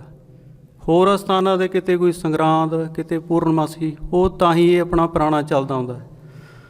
ਸੋ ਜਿਹੜਾ ਪਿੰਡਾਂ ਦੇ ਵਿੱਚ ਵੀ ਆਮ ਆਪਣੇ ਗੁਰੂ ਘਰ ਨਹੀਂ ਸੀ ਹੁੰਦੇ, ਜਿਵੇਂ ਆਪਣੇ ਸੰਤਾਂ ਦੀ ਜੇ ਜੀਵਨੀ ਪੜ੍ਹਦੇ ਹਾਂ ਆਪਾਂ, ਉਹਦੇ ਵਿੱਚ ਵੀ ਜ਼ਿਕਰ ਆਉਂਦਾ ਵੀ ਸੰਤ ਆਤਰ ਸਿੰਘ ਜੀ ਨੇ ਬਹੁਤ ਸ਼ਹਿਰਾਂ ਦੇ ਵਿੱਚ, ਬਹੁਤ ਪਿੰਡਾਂ ਕਸਬਿਆਂ ਦੇ ਵਿੱਚ ਆਪ ਤੁਰ ਫਿਰ ਕੇ ਉੱਥੇ ਸੰਗਤਾਂ ਨੂੰ ਜ਼ਿੰਮੇਵਾਰੀ ਦੇ ਕੇ ਕਿ ਇੱਥੇ ਤੁਸੀਂ ਗੁਰੂ ਘਰ ਬਣਾਓ ਅਤੇ ਨਿੱਤ ਜੁੜੋ।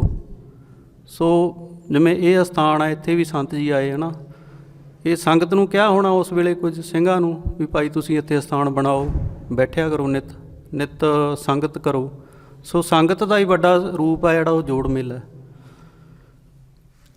ਸੋ ਜੋੜ ਮੇਲੇ ਦਾ ਅਸਲ ਅਰਥ ਤਾਂ ਇਹੀ ਹੈ ਕਿ ਜੁੜ ਬੈਠ ਕੇ ਨਾਮ ਬਾਣੀ ਪੜ੍ਹਨੀ ਪੜ੍ਹਾਉਣੀ, ਆਪਣੇ ਬੱਚਿਆਂ ਨੂੰ ਗੁਰਮਤਿ ਦੀ ਸਿੱਖਿਆ ਦੇਣੀ, ਗੁਰਮਤਿ ਦੇ ਨਾਲ ਜੋੜਨਾ।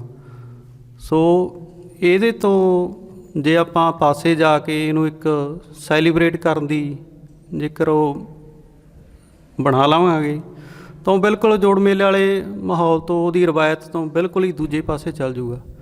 ਸੋ ਜਿਸ ਤਰ੍ਹਾਂ ਦਾ ਹੁਣ ਮਾਹੌਲ ਹਰ ਇੱਕ ਥਾਂ 'ਤੇ ਜਿੱਥੇ ਵੀ ਜੋੜ ਮੇਲੇ ਹੁੰਦੇ ਨੇ, ਉਹ ਆਪਾਂ ਜਿਹੜਾ ਦੇਖਦੇ ਹਾਂ ਉਹ ਮਾਹੌਲ ਸਿਰਫ ਉਹ ਦਿਨ ਨੂੰ ਸੈਲੀਬ੍ਰੇਟ ਕਰ ਲਈ ਉਹ ਉੱਥੇ ਤੱਕ ਹੀ ਸੀਮਿਤ ਹੁੰਦਾ। ਉਹ ਅਸਲ ਦਾ ਭੁੱਲ ਗਿਆ ਆਪਾਂ ਨੂੰ ਕਿ ਜੋੜ ਮੇਲਾ ਕਿਸ ਮਨੋਰਥ ਲਈ ਸੀਗਾ। ਉਹ ਉੱਥੇ ਆਪਾਂ ਨੇ ਬੈਠਣਾ ਸੀਗਾ, ਉਹ ਚਾਹੇ ਆਪਾਂ ਥੋੜ੍ਹੇ ਸਿੰਘਾਂ ਦੇ ਜਥੇ ਜੁੜ ਕੇ ਬੈਠਣਾ ਜਾਂ ਫਿਰ ਕੋਈ ਪੰਡਾਲ ਦੇ ਵਿੱਚ ਹੀ ਬੈਠਣਾ, ਪਰ ਉਹ ਐਂ ਵੀ ਉਹ ਜਿਹੜੀ ਸੰਗਤ ਉੱਥੇ ਬੈਠੀ ਆ ਉਹਦਾ ਧਿਆਨ ਉਸ ਪਾਸੇ ਹੋਵੇ। ਉਹ ਇਹ ਮਨੋਰਥ ਸੀਗਾ ਜੋੜ ਮੇਲਿਆਂ ਦਾ। ਸੋ ਇੱਕ ਦੁਨਿਆਵੀ ਮੇਲੇ, ਇੱਕ ਆਪਣੇ ਜੋੜ ਮੇਲੇ, ਇਹਨਾਂ ਦਾ ਫਰਕ ਹੈ। ਸੋ ਆਪਾਂ ਨੂੰ ਇਹ ਜੇ ਆਪਾਂ ਫਰਕ ਸਮਝ ਕੇ ਚੱਲਾਂਗੇ ਕਿ ਸਾਡੇ ਜੋੜ ਮੇਲੇ ਹੈਗੇ ਕੀ ਨੇ, ਸੋ ਆਪਾਂ ਨੂੰ ਉਹ ਗੱਲ ਤਾਂ ਮੇਰੇ ਖਿਆਲ ਨਾਲ ਵੀ ਆਪਾਂ ਲਗਭਗ ਹੁਣ ਸਾਰੇ ਉਸ ਗੱਲ 'ਤੇ ਸਹਿਮਤੀ ਹਾਂ ਵੀ ਆਪਣੇ ਜੋੜ ਮੇਲਿਆਂ ਦਾ ਅਤੇ ਹੋਰ ਦੁਨਿਆਵੀ ਮੇਲਿਆਂ ਦਾ ਫਰਕ ਹੈ। ਸੋ ਆਪਾਂ ਨੂੰ ਇਸ ਜੋੜ ਮੇਲੇ ਨੂੰ ਜੋੜ ਮੇਲੇ ਦੀ ਤਰ੍ਹਾਂ ਹੀ ਮਨਾਉਣਾ ਚਾਹੀਦਾ, ਜਿਸ ਤਰ੍ਹਾਂ ਆਪਣੇ ਮਹਾਂਪੁਰਖਾਂ ਨੇ, ਆਪਣੇ ਬਜ਼ੁਰਗਾਂ ਨੇ, ਗੁਰੂ ਸਾਹਿਬਾਨ ਨੇ ਇਹ ਤੈਅ ਕੀਤਾ ਵੀ ਇਸ ਤਰ੍ਹਾਂ ਮਨਾਇਆ ਜਾਣਾ ਚਾਹੀਦਾ।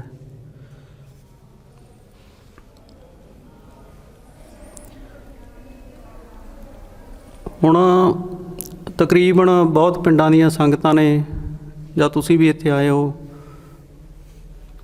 ਮਤੇ ਪਾਏ ਨੇ, ਬਹੁਤ ਸਹਿਮਤ ਨੇ ਇਸ ਗੱਲ ਨਾਲ ਸਾਰੇ ਪਿੰਡਾਂ ਦੀ ਸੰਗਤ ਕਿ ਜੋੜ ਮੇਲੇ ਦਾ ਜਿਹੜਾ ਰੂਪ ਹੈ ਉਹ ਠੀਕ ਹੋਣਾ ਚਾਹੀਦਾ। ਸੋ ਇਹ ਚੰਗੀ ਗੱਲ ਹੈ ਵੀ ਉਸ ਪਾਸੇ ਗੱਲ ਤੁਰੀ ਹੈ। ਸੋ ਆਪਾਂ ਨੇ ਕੁਛ ਆਪਣੇ ਵਿੱਚ ਸੱਜਣਾਂ ਨੇ ਉਦਮ ਕਰਕੇ ਮਤੇ ਪਾਏ ਨੇ, ਸੋ ਮਤਲਬ ਲਿਖਤੀ ਲਿਆਂਦਾ ਕਿ ਹਾਂ ਇਸ ਗੱਲ ਨਾਲ ਅਸੀਂ ਸਹਿਮਤ ਹਾਂ।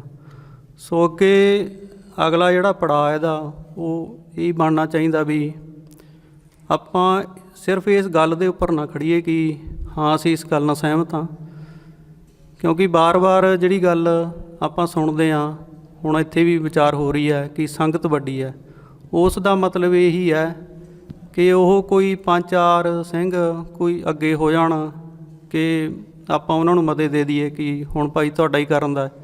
ਸੋ ਇਹ 5-4 ਸਿੰਘਾਂ ਦਾ ਨਹੀਂ ਹੈਗਾ, ਇਹ ਆਪਣਾ ਸੰਗਤ ਦਾ ਕਾਰਜ ਹੈ। ਇਹ ਆਪਾਂ ਨੇ ਜੇ ਆਪਾਂ ਸੰਗਤ ਦੇ ਤੌਰ 'ਤੇ ਜੋੜ ਮੇਲਿਆਂ ਦਾ ਮਾਹੌਲ ਠੀਕ ਕਰਨ ਦੇ ਲਈ ਉਦਮ ਕਰਾਂਗੇ, ਮਤਿਆਂ ਤੋਂ ਅੱਗੇ ਵੱਧ ਕੇ ਆਪਾਂ ਨੂੰ ਜਾਣਾ ਪਊਗਾ।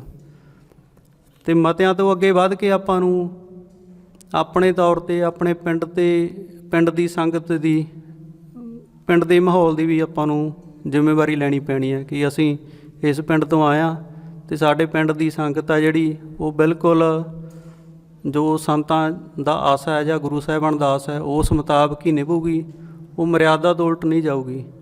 ਸੋ ਮਤੇ ਪਾਉਣ ਤੋਂ ਵੀ ਅੱਗੇ ਆਪਾਂ ਨੇ ਜਿੱਥੇ ਵੀ ਬੈਠ ਕੇ ਕੋਈ ਵਿਚਾਰ ਕਰਨੀ ਹੈ ਉੱਥੇ ਆਪਾਂ ਨੂੰ ਗੁਰਸਾਗਰ ਮਸਤੂਆਣਾ ਸਾਹਿਬ ਜਾਣਾ ਪੈਂਦਾ ਹੈ। ਸੋ ਆਪਾਂ ਹਰ ਇੱਕ ਥਾਂ 'ਤੇ ਪਹੁੰਚਦੇ ਹਾਂ। ਸੋ ਆਪਣੀ ਇਹ ਸੰਗਤ ਦੀ ਜ਼ਿੰਮੇਵਾਰੀ ਹੈ, ਨਾ ਕਿ ਇੱਥੇ ਕਿਸੇ ਜਥੇ ਦੀ ਜ਼ਿੰਮੇਵਾਰੀ ਆ ਜਾਂ ਕੋਈ 5-4 ਸਿੰਘਾਂ ਸੱਜਣਾਂ ਦੀ ਜ਼ਿੰਮੇਵਾਰੀ ਆ। ਸੋ ਇਹ ਸਾਰੀ ਸੰਗਤ ਦੀ ਆਪਣੀ ਜ਼ਿੰਮੇਵਾਰੀ ਬਣਦੀ ਹੈ। ਅਤੇ ਇਹ ਵੀ ਨਹੀਂ ਗੱਲ ਕਿ ਇਹ ਐਤਕੀ ਆਪਾਂ ਨੇ ਉੱਥੇ ਜਾ ਕੇ ਦੇ ਮਤੇ ਉਹਨਾਂ ਨੂੰ ਸਪੁਰਦ ਕਰਤੇ, ਸੋ ਉਹਨਾਂ ਨੇ ਐਤਕੀ ਬੰਦ ਕਰਤੇ, ਸੋ ਵੀ ਇੱਥੇ ਆਪਣਾ ਕੰਮ ਸਮਾਪਤ ਹੋ ਗਿਆ।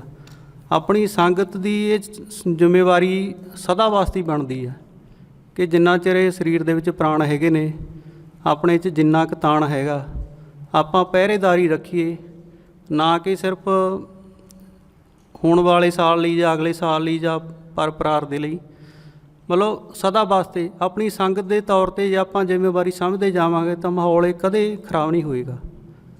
ਜਦੋਂ ਆਪਾਂ ਛੱਡਿਆ ਜਾਂ ਆਪਾਂ ਨੇ ਪਹਿਲਾਂ ਛੱਡਿਆ ਤਾਂ ਉਹ ਹੌਲੀ ਹੌਲੀ ਵਿਗੜਦਾ ਇੱਥੇ ਤੱਕ ਆ ਗਿਆ।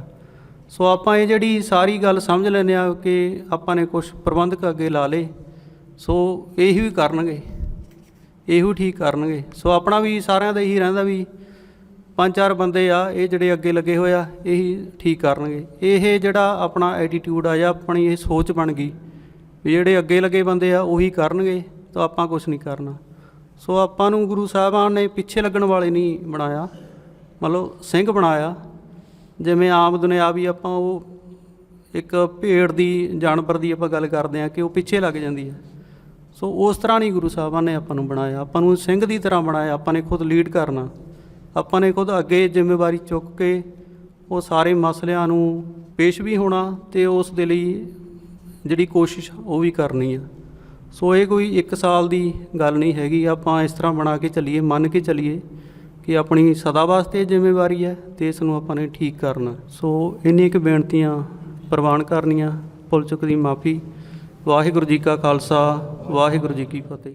ਕਈ ਦਫਾ ਜਦੋਂ ਚੀਜ਼ਾਂ ਬਹੁਤ ਜ਼ਿਆਦਾ ਉਲਝ ਜਾਂਦੀਆਂ ਅਤੇ ਉਹਨੂੰ ਕਿਸੇ ਵੀ ਸਿਰੇ ਤੋਂ ਫੜ ਕੇ ਨਹੀਂ ਸੁਲਝਾਇਆ ਜਾ ਸਕਦਾ ਹੁੰਦਾ। ਕਈ ਵਾਰ ਉਹਦੀ ਉਹ ਕੰਨੀ ਲੱਭਣ ਨੂੰ ਹੀ ਬਹੁਤ ਸਮਾਂ ਲੱਗ ਜਾਂਦਾ ਜਿੱਥੋਂ ਉਹਨੇ ਸਾਰੀ ਤਾਣੀ ਨੇ ਸੁਲਝਣਾ ਹੁੰਦਾ। ਸੋ ਕੰਨੀ ਲੱਭਣ ਦੇ ਲਈ ਤੁਹਾਨੂੰ ਵਾਰ-ਵਾਰ ਬੈਠਣਾ ਪੈਂਦਾ, ਗੱਲ ਕਰਨੀ ਪੈਂਦੀ ਹੈ। ਪਤਾ ਨਹੀਂ ਕਿਹੜੀ ਕਿਸ ਮਨੁੱਖ ਦੀ ਕਿਹੜੀ ਗੱਲ ਦੇ ਵਿੱਚੋਂ ਕਿਹੜੀ ਉਹ ਕੰਨੀ ਲੱਭਣ ਵਾਲਾ ਨੁਕਤਾ ਆ ਜਾਵੇ, ਹੈ ਨਾ। ਵਾਹਿਗੁਰੂ ਜੀ ਕਾ ਖਾਲਸਾ, ਵਾਹਿਗੁਰੂ ਜੀ ਕੀ ਫਤਿਹ। ਬੜੀ ਮਹਾਨ ਕਿਰਪਾ ਸੱਚੇ ਪਾਤਸ਼ਾਹ ਨੇ ਕੀਤੀ ਹੈ, ਕਿਉਂਕਿ ਹੋਵੋ ਇਕੱਤਰ ਮਿਲੋ ਮੇਰੇ ਭਾਈ, ਦੁਬਿਧਾ ਦੂਰ ਕਰੋ ਲਿਵ ਲਾਈ। ਕਈ ਤਰ੍ਹਾਂ ਦੇ ਭਰਮ ਭੁਲੇਖੇ, ਕੋਈ ਕਿਸੇ ਤਰ੍ਹਾਂ ਦੀ ਮਨ ਵਿੱਚ ਦੁਬਿਧਾ ਹੁੰਦੀ ਆ। ਜਦੋਂ ਕੋਈ ਗੁਰੂ ਕੇ ਪਿਆਰੇ 2-4-10 ਸਰੀਰ ਜਿਹੜੇ ਇਕੱਠੇ ਹੋ ਕੇ ਬਹਿੰਦੇ ਆ, ਕਿਉਂਕਿ ਸਾਰਿਆਂ ਦਾ ਵੱਖਰਾ ਵੱਖਰਾ ਜਿਹੜਾ ਉਹ ਅਨੁਭਵ ਹੁੰਦਾ ਹੈ। ਕਿਸੇ ਨੇ ਗੁਰੂ ਕੇ ਬਚਨਾਂ ਤੋਂ ਕਿਸ ਤਰ੍ਹਾਂ ਸਿੱਖਿਆ, ਕਿਸੇ ਨੇ ਕਿਸ ਤਰ੍ਹਾਂ ਸਿੱਖਿਆ, ਸਾਰੇ ਆਪਣੀ ਆਪਣੀ ਉਸੇ ਮੁਤਾਬਕ ਜਿਹੜਾ ਵਿਚਾਰ ਰਾਏ ਦੱਸ ਰਹੇ ਸੀਗੇ। ਬੜਾ ਸੋਹਣਾ ਉਦਮ ਉਪਰਾਲਾ ਜਿਹੜਾ ਕੀਤਾ ਗਿਆ, ਜਿਹੜਾ ਸਾਨੂੰ ਕਰਨਾ ਚਾਹੀਦਾ ਸੀ ਬਹੁਤ ਸਮਾਂ ਪਹਿਲਾਂ। ਪਰ ਜਦੋਂ ਸਤਿਗੁਰੂ ਮਹਾਰਾਜ ਕਿਰਪਾ ਕਰਦਾ, ਜਾਂ ਪਿਉਂ ਕਹਿ ਲੈਂਦੇ ਵੀ ਕਿਸੇ ਗੱਲ ਦੀ ਜਦੋਂ ਅੱਤ ਚੱਕੀ ਜਾਏ ਅਤੇ ਮਹਾਰਾਜ ਕੋਈ ਕਿਸੇ ਭਾਵੇਂ ਗੁਰਸਿੱਖ ਸਰੀਰ ਦੇ ਸਰੂਪ ਵਿੱਚ ਜਿਹੜਾ ਉਹ ਕਿਸੇ ਦੀ ਡਿਊਟੀ ਲਾ ਦਿੰਦੇ ਆ। ਕਈ ਗੁਰਸਿੱਖਾਂ 'ਤੇ ਕਿਰਪਾ ਕਰਕੇ ਜਿਹੜਾ ਇਹ ਉਦਮ ਉਪਰਾਲਾ ਬਖਸ਼ਿਆ।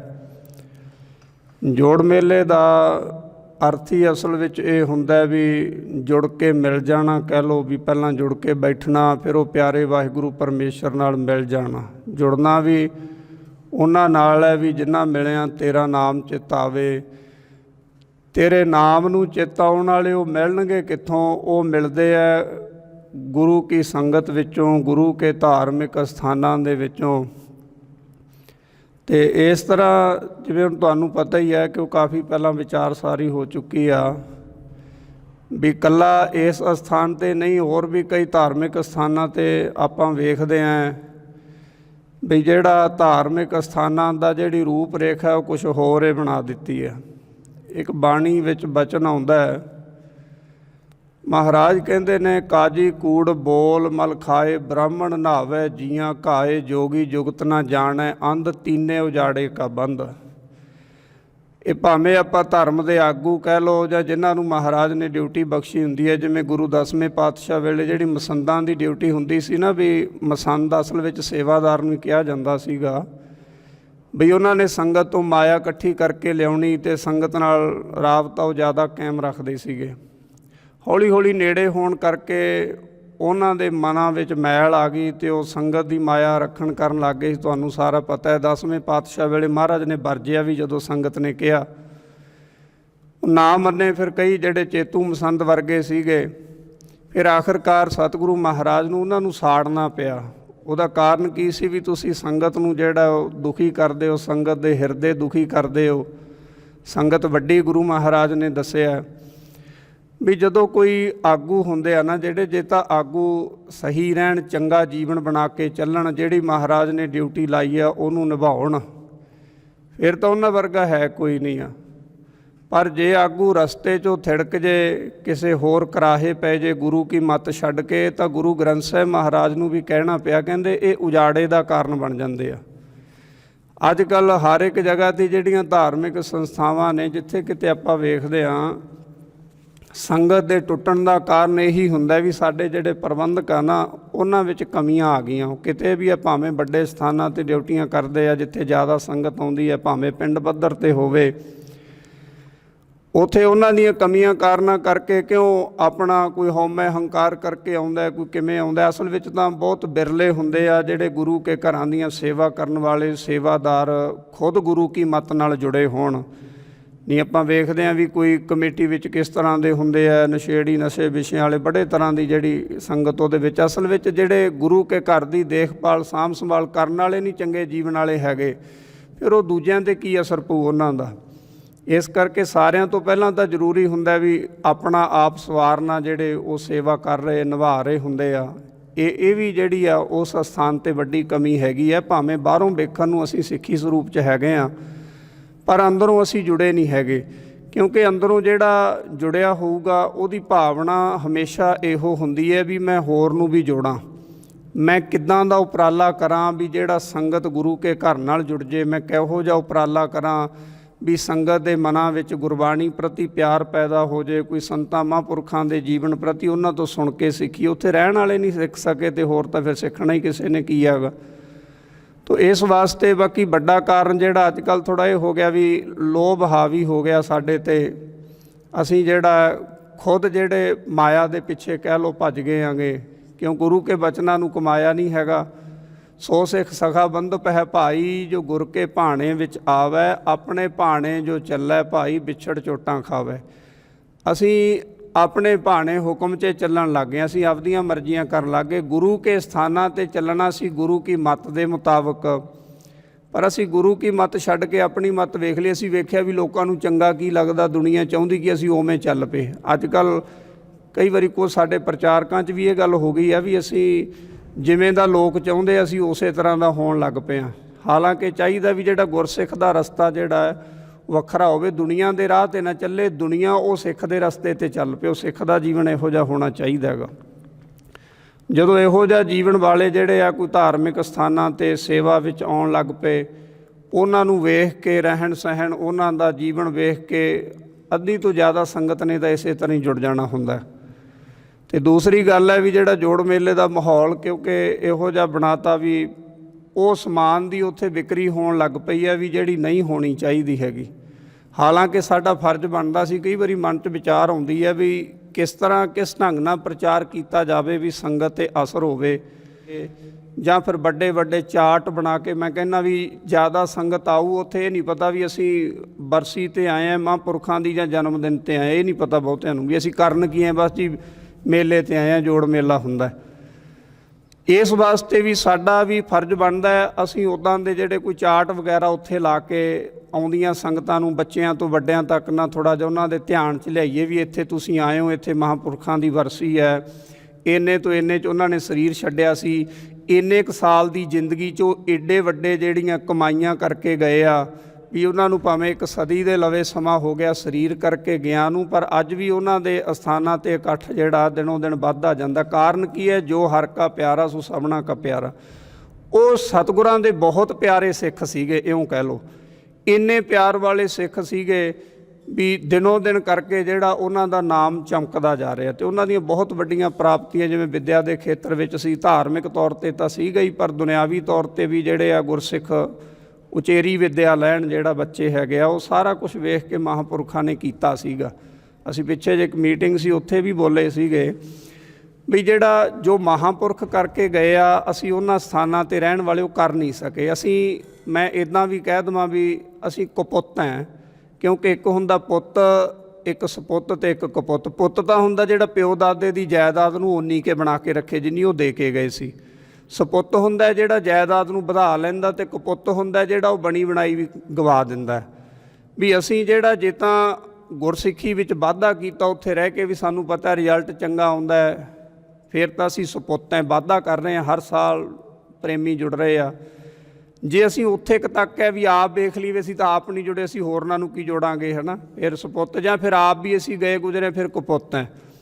ਇਸ ਵਾਸਤੇ ਵੀ ਜ਼ਿਆਦਾਤਰ ਕਮੀਆਂ ਤਾਂ ਮੈਂ ਕਹਾਂ ਵੀ ਸਾਡੇ ਉੱਥੇ ਰਹਿਣ ਕਰਨ ਵਾਲਿਆਂ ਦੇ ਵਿੱਚ ਹੈਗੀਆਂ, ਕਿਉਂ ਜਿੰਨਾ ਚਿਰ ਅਸੀਂ ਆਪ ਨਹੀਂ ਚਾਹੁੰਦੇ ਵੀ ਸਾਡਾ ਜੀਵਨ ਬਣੇ, ਅਸੀਂ ਖੁਦ ਨਹੀਂ ਚਾਹੁੰਦੇ ਹੈਗੇ ਵੀ ਮੈਂ ਇਸ ਰਸਤੇ 'ਤੇ ਚੱਲਾਂ। ਬਸ ਬਾਹਰੋਂ ਇੱਕ ਲੋਕਾਂ ਕਰਕੇ ਨਾ ਭੇਖ ਦਿਖਾਇਓ ਜਗਤ ਕੋ ਲੋਗਣ ਕੋ ਬਸ ਕੀਨ। ਜ਼ਿਆਦਾਤਰ ਜਿਹੜਾ ਅਸੀਂ ਸਿੱਖਾਂ ਨੇ ਬਾਣਾ ਪਹਿਰਾਵਾ ਸਿਰਫ ਇਹ ਭੇਖ ਦਿਖਾਉਣ ਖਾਤਰ ਪਾਇਆ ਹੋਇਆ, ਕੋਈ ਪ੍ਰੇਮ ਨਾਲ ਨਹੀਂ। ਜਿਨ੍ਹਾਂ ਨੇ ਪ੍ਰੇਮ ਨਾਲ ਇਹ ਬਾਣੇ ਨੂੰ ਪਾਇਆ, ਉਹਨਾਂ ਨੇ ਬਾਣੀ ਨੂੰ ਵੀ ਧਾਰਨ ਕੀਤਾ ਤੇ ਬਾਣਾ ਵੀ ਧਾਰਨ ਕੀਤਾ।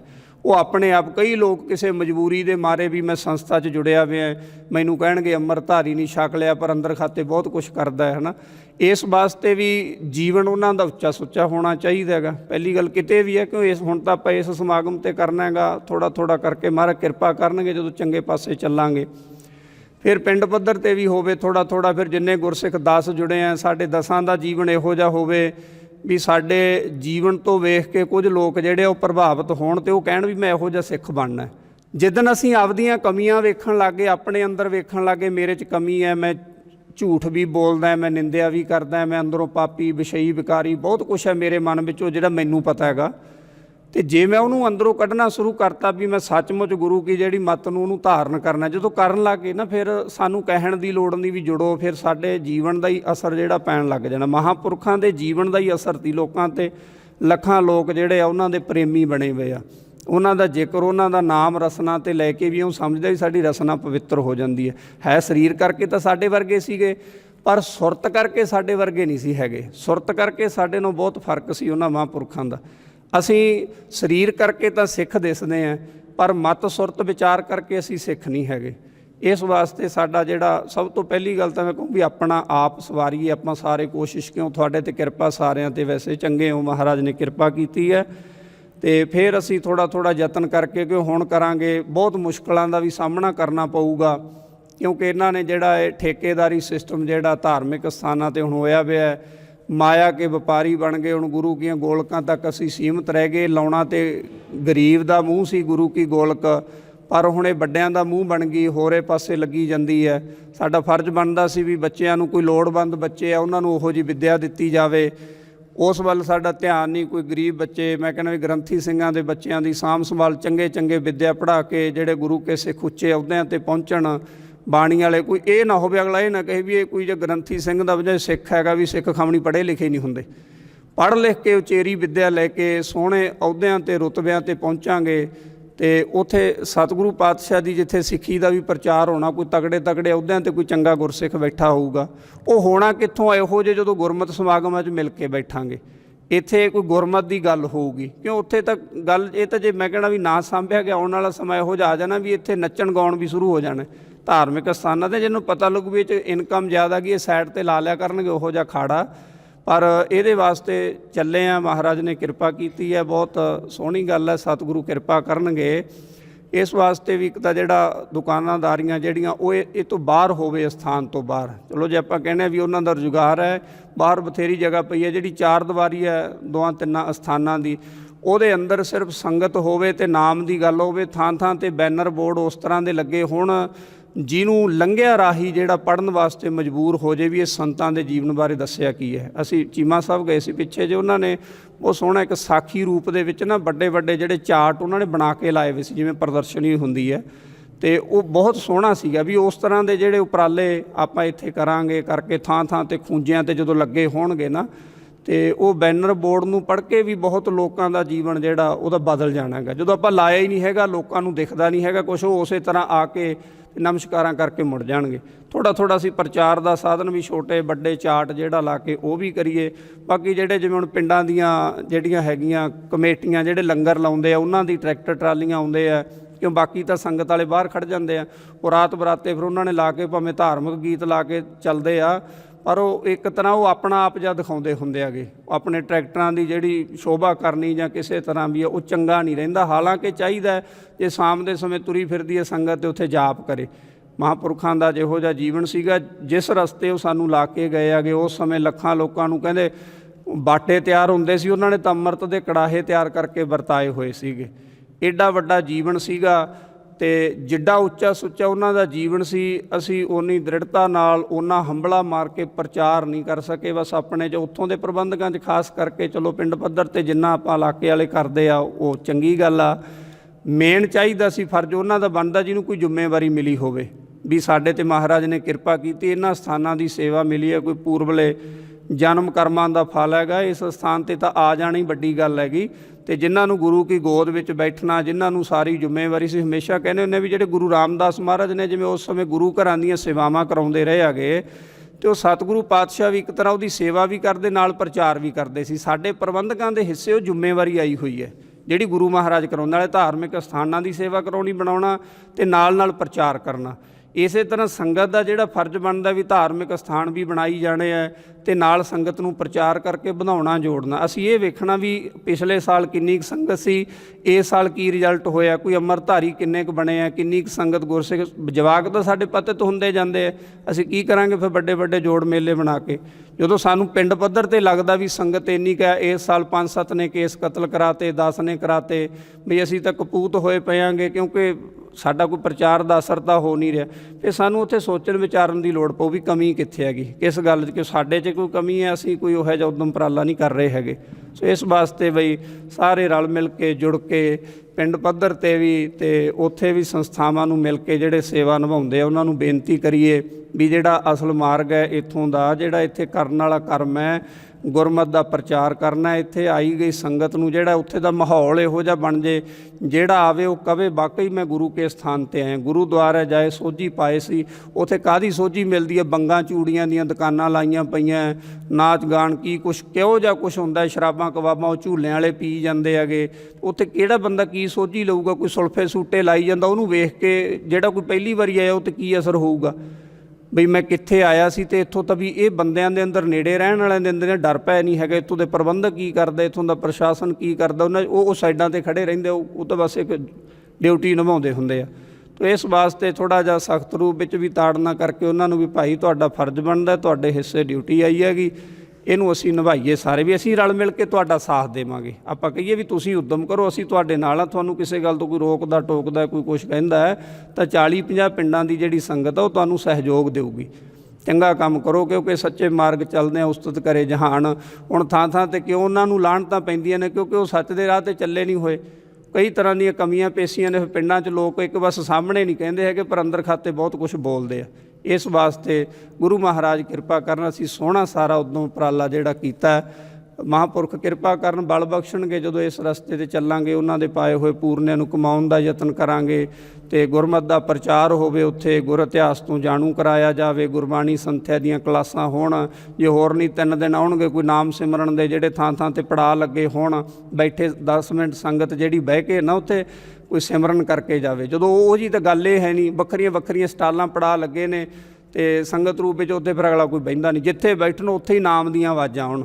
ਜਦੋਂ ਇਹੋ ਜਿਹਾ ਮਾਹੌਲ ਬਣਾ ਤਾਂ ਲੋਕ ਬੈਠਣ ਲਈ ਮਜਬੂਰ ਹੋ ਜਾਣਗੇ। ਸੰਗਤ ਚਾਹੁੰਦੀ ਹੈ ਉਹ ਜਿਹੋ ਜਿਹਾ ਅਸੀਂ ਕੋਈ ਰੂਪ ਰੇਖਾ ਬਣਾ ਕੇ ਦੇ ਦਾਂਗੇ, ਸੰਗਤ ਉਸੇ ਵਿੱਚ ਢਲ ਜੂਗੀ। ਇਸ ਵਾਸਤੇ ਇਹੋ ਜਿਹੇ ਉਪਰਾਲੇ ਆਪਾਂ ਕਰੀਏ ਸਾਰੇ ਰਲ ਮਿਲ ਕੇ। ਤੋਂ ਬੋਲਦੇ ਹਾਂ, ਵਿਚਾਰ ਕਰਦੇ ਹੋਈਆਂ ਭੁੱਲਾਂ ਚੁੱਕਾਂ ਦੀ ਖਿਮਾ। ਆਪ ਸਰਬਤ ਸੰਗਤਾਂ ਦਾ ਧੰਨਵਾਦ, ਗੁਰਮੁਖਾਂ ਦਾ ਧੰਨਵਾਦ ਜਿਹੜੇ ਜੁਲ ਮਿਲ ਕੇ ਇਹ ਸੇਵਾ ਕਰ ਰਹੇ ਹੋ। ਸਤਿਗੁਰੂ ਮਹਾਰਾਜ ਦੀ ਕਿਰਪਾ ਨਾਲ ਹੁੰਦੀ ਹੈ, ਕਿਉਂਕਿ ਬਿਨਾਂ ਕਿਰਪਾ ਤੋਂ ਹੋਇਆ ਨਹੀਂ ਜਾਂਦਾ। ਉਹੀ ਗੱਲ ਆ ਜਾਂਦੀ ਵੀ ਇੱਕ ਦੂਜੇ ਨੂੰ ਕਹਿ ਦਿੰਦੇ ਤੂੰ ਮੂਹਰੇ ਹੋ ਜਾ, ਤੂੰ ਹੋ ਜਾ, ਪਰ ਇਹਨੂੰ ਲੱਗਣਾ ਪੈਂਦਾ। ਦੁਨੀਆ ਕਹਿਣਗੇ ਵੀ ਬਹੁਤ ਕੁਛ, ਇਹ ਨਵੇਂ ਆ ਗਏ, ਇਹ ਚੰਗੇ ਆ ਗਏ, ਲੈ ਇਹਨਾਂ ਨੂੰ ਵੱਖਰਾ ਹੀ ਪਤਾ ਹੈ, ਬਹੁਤ ਕੁਛ ਝੱਲਣਾ ਵੀ ਪੈਣਾ। ਉਹ ਕਹਿੰਦੇ ਹੁੰਦੇ ਨਾ ਵੀ ਜੇ ਕਿਸੇ ਮੰਜ਼ਿਲ 'ਤੇ ਪਹੁੰਚਣਾ ਹੋਵੇ ਚੱਲਣਾ ਵੀ ਪਊ ਅਤੇ ਧੂੜ ਮਿੱਟੀ ਵੀ ਪਊਗੀ। ਅਤੇ ਜੇ ਕਿਸੇ ਮੰਜ਼ਿਲ 'ਤੇ ਪਹੁੰਚੇ, ਜੇ ਧੂੜ ਮਿੱਟੀ ਤੋਂ ਡਰਨ ਲੱਗ ਗਏ, ਘਰੇ ਬੈਠੇ ਰਹੇ, ਮੰਜ਼ਿਲ 'ਤੇ ਵੀ ਨਹੀਂ ਪਹੁੰਚਿਆ ਜਾਣਾ ਅਤੇ ਉੱਥੇ ਬੈਠੇ ਰਵਾਂਗੇ। ਇਸ ਵਾਸਤੇ ਚੱਲਣਾ ਵੀ ਪੈਣਾ ਤੇ ਲੋਕਾਂ ਦੀਆਂ ਕੋਈ ਕੁਛ ਕਹੂ ਕੋਈ ਕੁਛ ਕਹੂਗਾ, ਵੱਡੇ ਛੋਟੇ ਸਾਰੇ ਸੁਣਨੀਆਂ ਝੱਲਣੀਆਂ ਵੀ ਪੈਣੀਆਂ ਤੇ ਆਪਣਾ ਮਕਸਦ ਅਸੀਂ ਉਹ ਮਕਸਦ ਵਿੱਚ ਕਾਮਯਾਬ ਹੋਵਾਂਗੇ ਜਦੋਂ ਸਾਰੇ ਰਲ ਮਿਲ ਕੇ ਪਹਿਰਾ ਦੇਵਾਂਗੇ। 5-10 ਨਾਲ ਨਹੀਂ ਗੱਲ ਬਣਦੀ। ਪਿੰਡਾਂ ਦੇ ਵਿੱਚੋਂ ਜਿਹੜੇ ਸਾਰੇ ਗੁਰਸਿੱਖ ਜਿਹੜੇ ਪ੍ਰੇਮੀ ਆ, ਸ਼ਰਧਾ ਭਾਵਨਾ ਵਾਲੇ ਨਾ, ਜਿਨ੍ਹਾਂ ਨੂੰ ਅੰਦਰ ਜਿਨ੍ਹਾਂ ਦੇ ਜਗਿਆਸਾ ਹੈਗੀ ਆ, ਉਹ ਸਾਰੇ ਰਲ ਮਿਲ ਕੇ ਭਾਈ ਗੁਰਮੁਖਾਂ ਦਾ ਸਾਥ ਦਿਓ। ਵਾਹਿਗੁਰੂ ਜੀ ਕਾ ਖਾਲਸਾ, ਵਾਹਿਗੁਰੂ ਜੀ ਕੀ ਫਤਿਹ। ਸੋ ਇਹ ਵੀ ਇੱਕ ਨਾਲ ਬੇਨਤੀ ਹੈ ਆਪਣੇ ਸਾਰਿਆਂ 'ਚ, ਕਿਉਂਕਿ ਜਦੋਂ ਆਪਾਂ ਵਿਚਾਰ ਗੋਸ਼ਟੀ ਕਰ ਰਹੇ ਹਾਂ ਤਾਂ ਜ਼ਰੂਰੀ ਨਹੀਂ ਜੋ ਵਿਚਾਰ ਚੱਲ ਰਿਹਾ ਆਪਾਂ ਉਹਦੇ ਨਾਲ ਹੀ ਕੋਈ ਆਪਣੀ ਸਹਿਮਤੀ ਜਤਾਣੀ ਹੈ। ਹੋ ਸਕਦਾ ਹੁਣ ਤੱਕ ਜੋ ਸਾਰੀ ਗੱਲ ਹੋਈ ਹੋਵੇ ਕੋਈ ਸਰੀਰ ਸੋਚਦਾ ਹੋਵੇ ਕਿ ਇਹ ਗਲਤ ਹੈ, ਤੁਸੀਂ ਹੋਰ ਤਰ੍ਹਾਂ ਸੋਚਦੇ ਹੋ, ਇਹ ਗੱਲ ਇੱਦਾਂ ਹੋਣੀ ਚਾਹੀਦੀ, ਤਾਂ ਜੋ ਸਾਡੀ ਪਰੰਪਰਾ ਰਵਾਇਤ ਆ ਤਾਂ ਸਾਨੂੰ ਬਿਲਕੁਲ ਆਪਣਾ ਨਿਰੋਲ ਵਿਚਾਰ ਰੱਖਣਾ ਚਾਹੀਦਾ। ਵਾਹਿਗੁਰੂ ਜੀ ਕਾ ਖਾਲਸਾ, ਵਾਹਿਗੁਰੂ ਜੀ ਕੀ ਫਤਿਹ। ਅਸੀਂ ਜਦੋਂ ਮਸਤਾਨਾ ਸਾਹਿਬ ਜਾਂਦੇ ਹੁੰਦੇ ਸੀ ਮੇਲੇ ਦੇ ਉੱਤੇ, ਅਸੀਂ ਪਰ ਦੇਖਦੇ ਸੀ ਵੀ ਸਾਨੂੰ ਜੋ ਚੀਜ਼ ਚਾਹੀਦੀ ਹੈ ਉਹ ਖੁੰਝੀ ਜਾ ਰਹੀ ਹੈ ਉੱਥੋਂ। ਉੱਥੇ ਕੀਰਤਨ ਦੀ ਮਹੱਤਤਾ, ਲੰਗਰ ਦੀ ਮਹੱਤਤਾ ਉਹ ਦੁਕਾਨਾਂ ਦੇ ਵਿੱਚ ਹੀ ਖੱਪ ਗਈ ਸਾਰੀ। ਸੰਤ ਬਾਬਾ ਅਤਰ ਸਿੰਘ ਜੀ ਨੇ ਜਿਹੜੀ ਇਹ ਜਗ੍ਹਾ ਬਣਾਈ, ਇੰਨੀ ਸ਼ਾਂਤਮਈ ਬਣਾਈ, ਪਰ ਉੱਥੇ ਜਾ ਕੇ ਹੁਣ ਜੇ ਆਪਾਂ ਕਹੀਏ ਵੀ ਅੱਧਾ ਘੰਟਾ ਜਾ ਕੇ ਬੈਠ ਜਾਈਏ ਕੀਰਤਨ ਦਾ ਰਸ ਆਵੇ, ਤਾਂ ਮੇਰੇ ਖਿਆਲ ਸ਼ਾਇਦ ਨਹੀਂ ਹੈ। ਉਹ ਸਿੱਖ ਮਾਲਵਾ ਜੱਥਾ ਦੇ ਉੱਤੇ ਬੜੀ ਕਿਰਪਾ ਹੋਈ ਹੈ, ਉਹਨਾਂ ਨੇ ਹਲੂਣਾ ਦਿੱਤਾ ਲੋਕਾਂ ਨੂੰ, ਬਹੁਤ ਵਧੀਆ ਹਲੂਣਾ ਹੈ ਜੀ ਇਹ। ਉੱਥੇ ਜਾਂਦੇ ਆ, ਅੰਦਰ ਜਾ ਕੇ ਬੈਠਣ ਦਾ ਮਨ ਹੁੰਦਾ, ਬਾਹਰ ਰੋਲੇ ਰੱਪੇ ਦੇ ਵਿੱਚ ਹੀ ਟਾਈਮ ਖਤਮ ਹੋ ਜਾਂਦਾ। ਲੱਗਦਾ ਦੁੱਖ ਲੱਗਦਾ ਜੀ, ਜਿੱਥੇ ਆਪਾਂ ਸੰਗਰੂਰ ਦੀ ਇਸ ਜਗ੍ਹਾ ਦੇ ਉੱਤੇ ਇੰਨੀ ਮਹੱਤਤਾ ਹੈ ਮਸਤਾਨਾ ਸਾਹਿਬ ਦੀ, ਤਾਂ ਉਸ ਨੂੰ ਆਪਣੀ ਥਾਂ 'ਤੇ ਲੈ ਕੇ ਆਉਣ ਦਾ ਹੀਲਾ ਤੁਸੀਂ ਸਾਰਿਆਂ ਨੇ ਕੀਤਾ ਹੈ। ਤੁਹਾਡੀਆਂ ਬਹੁਤ ਤੁਹਾਡੇ 'ਤੇ ਕਿਰਪਾ ਹੈ ਗੁਰੂ ਦੀ, ਬਹੁਤ ਵਧੀਆ ਉਪਰਾਲਾ ਇਹ।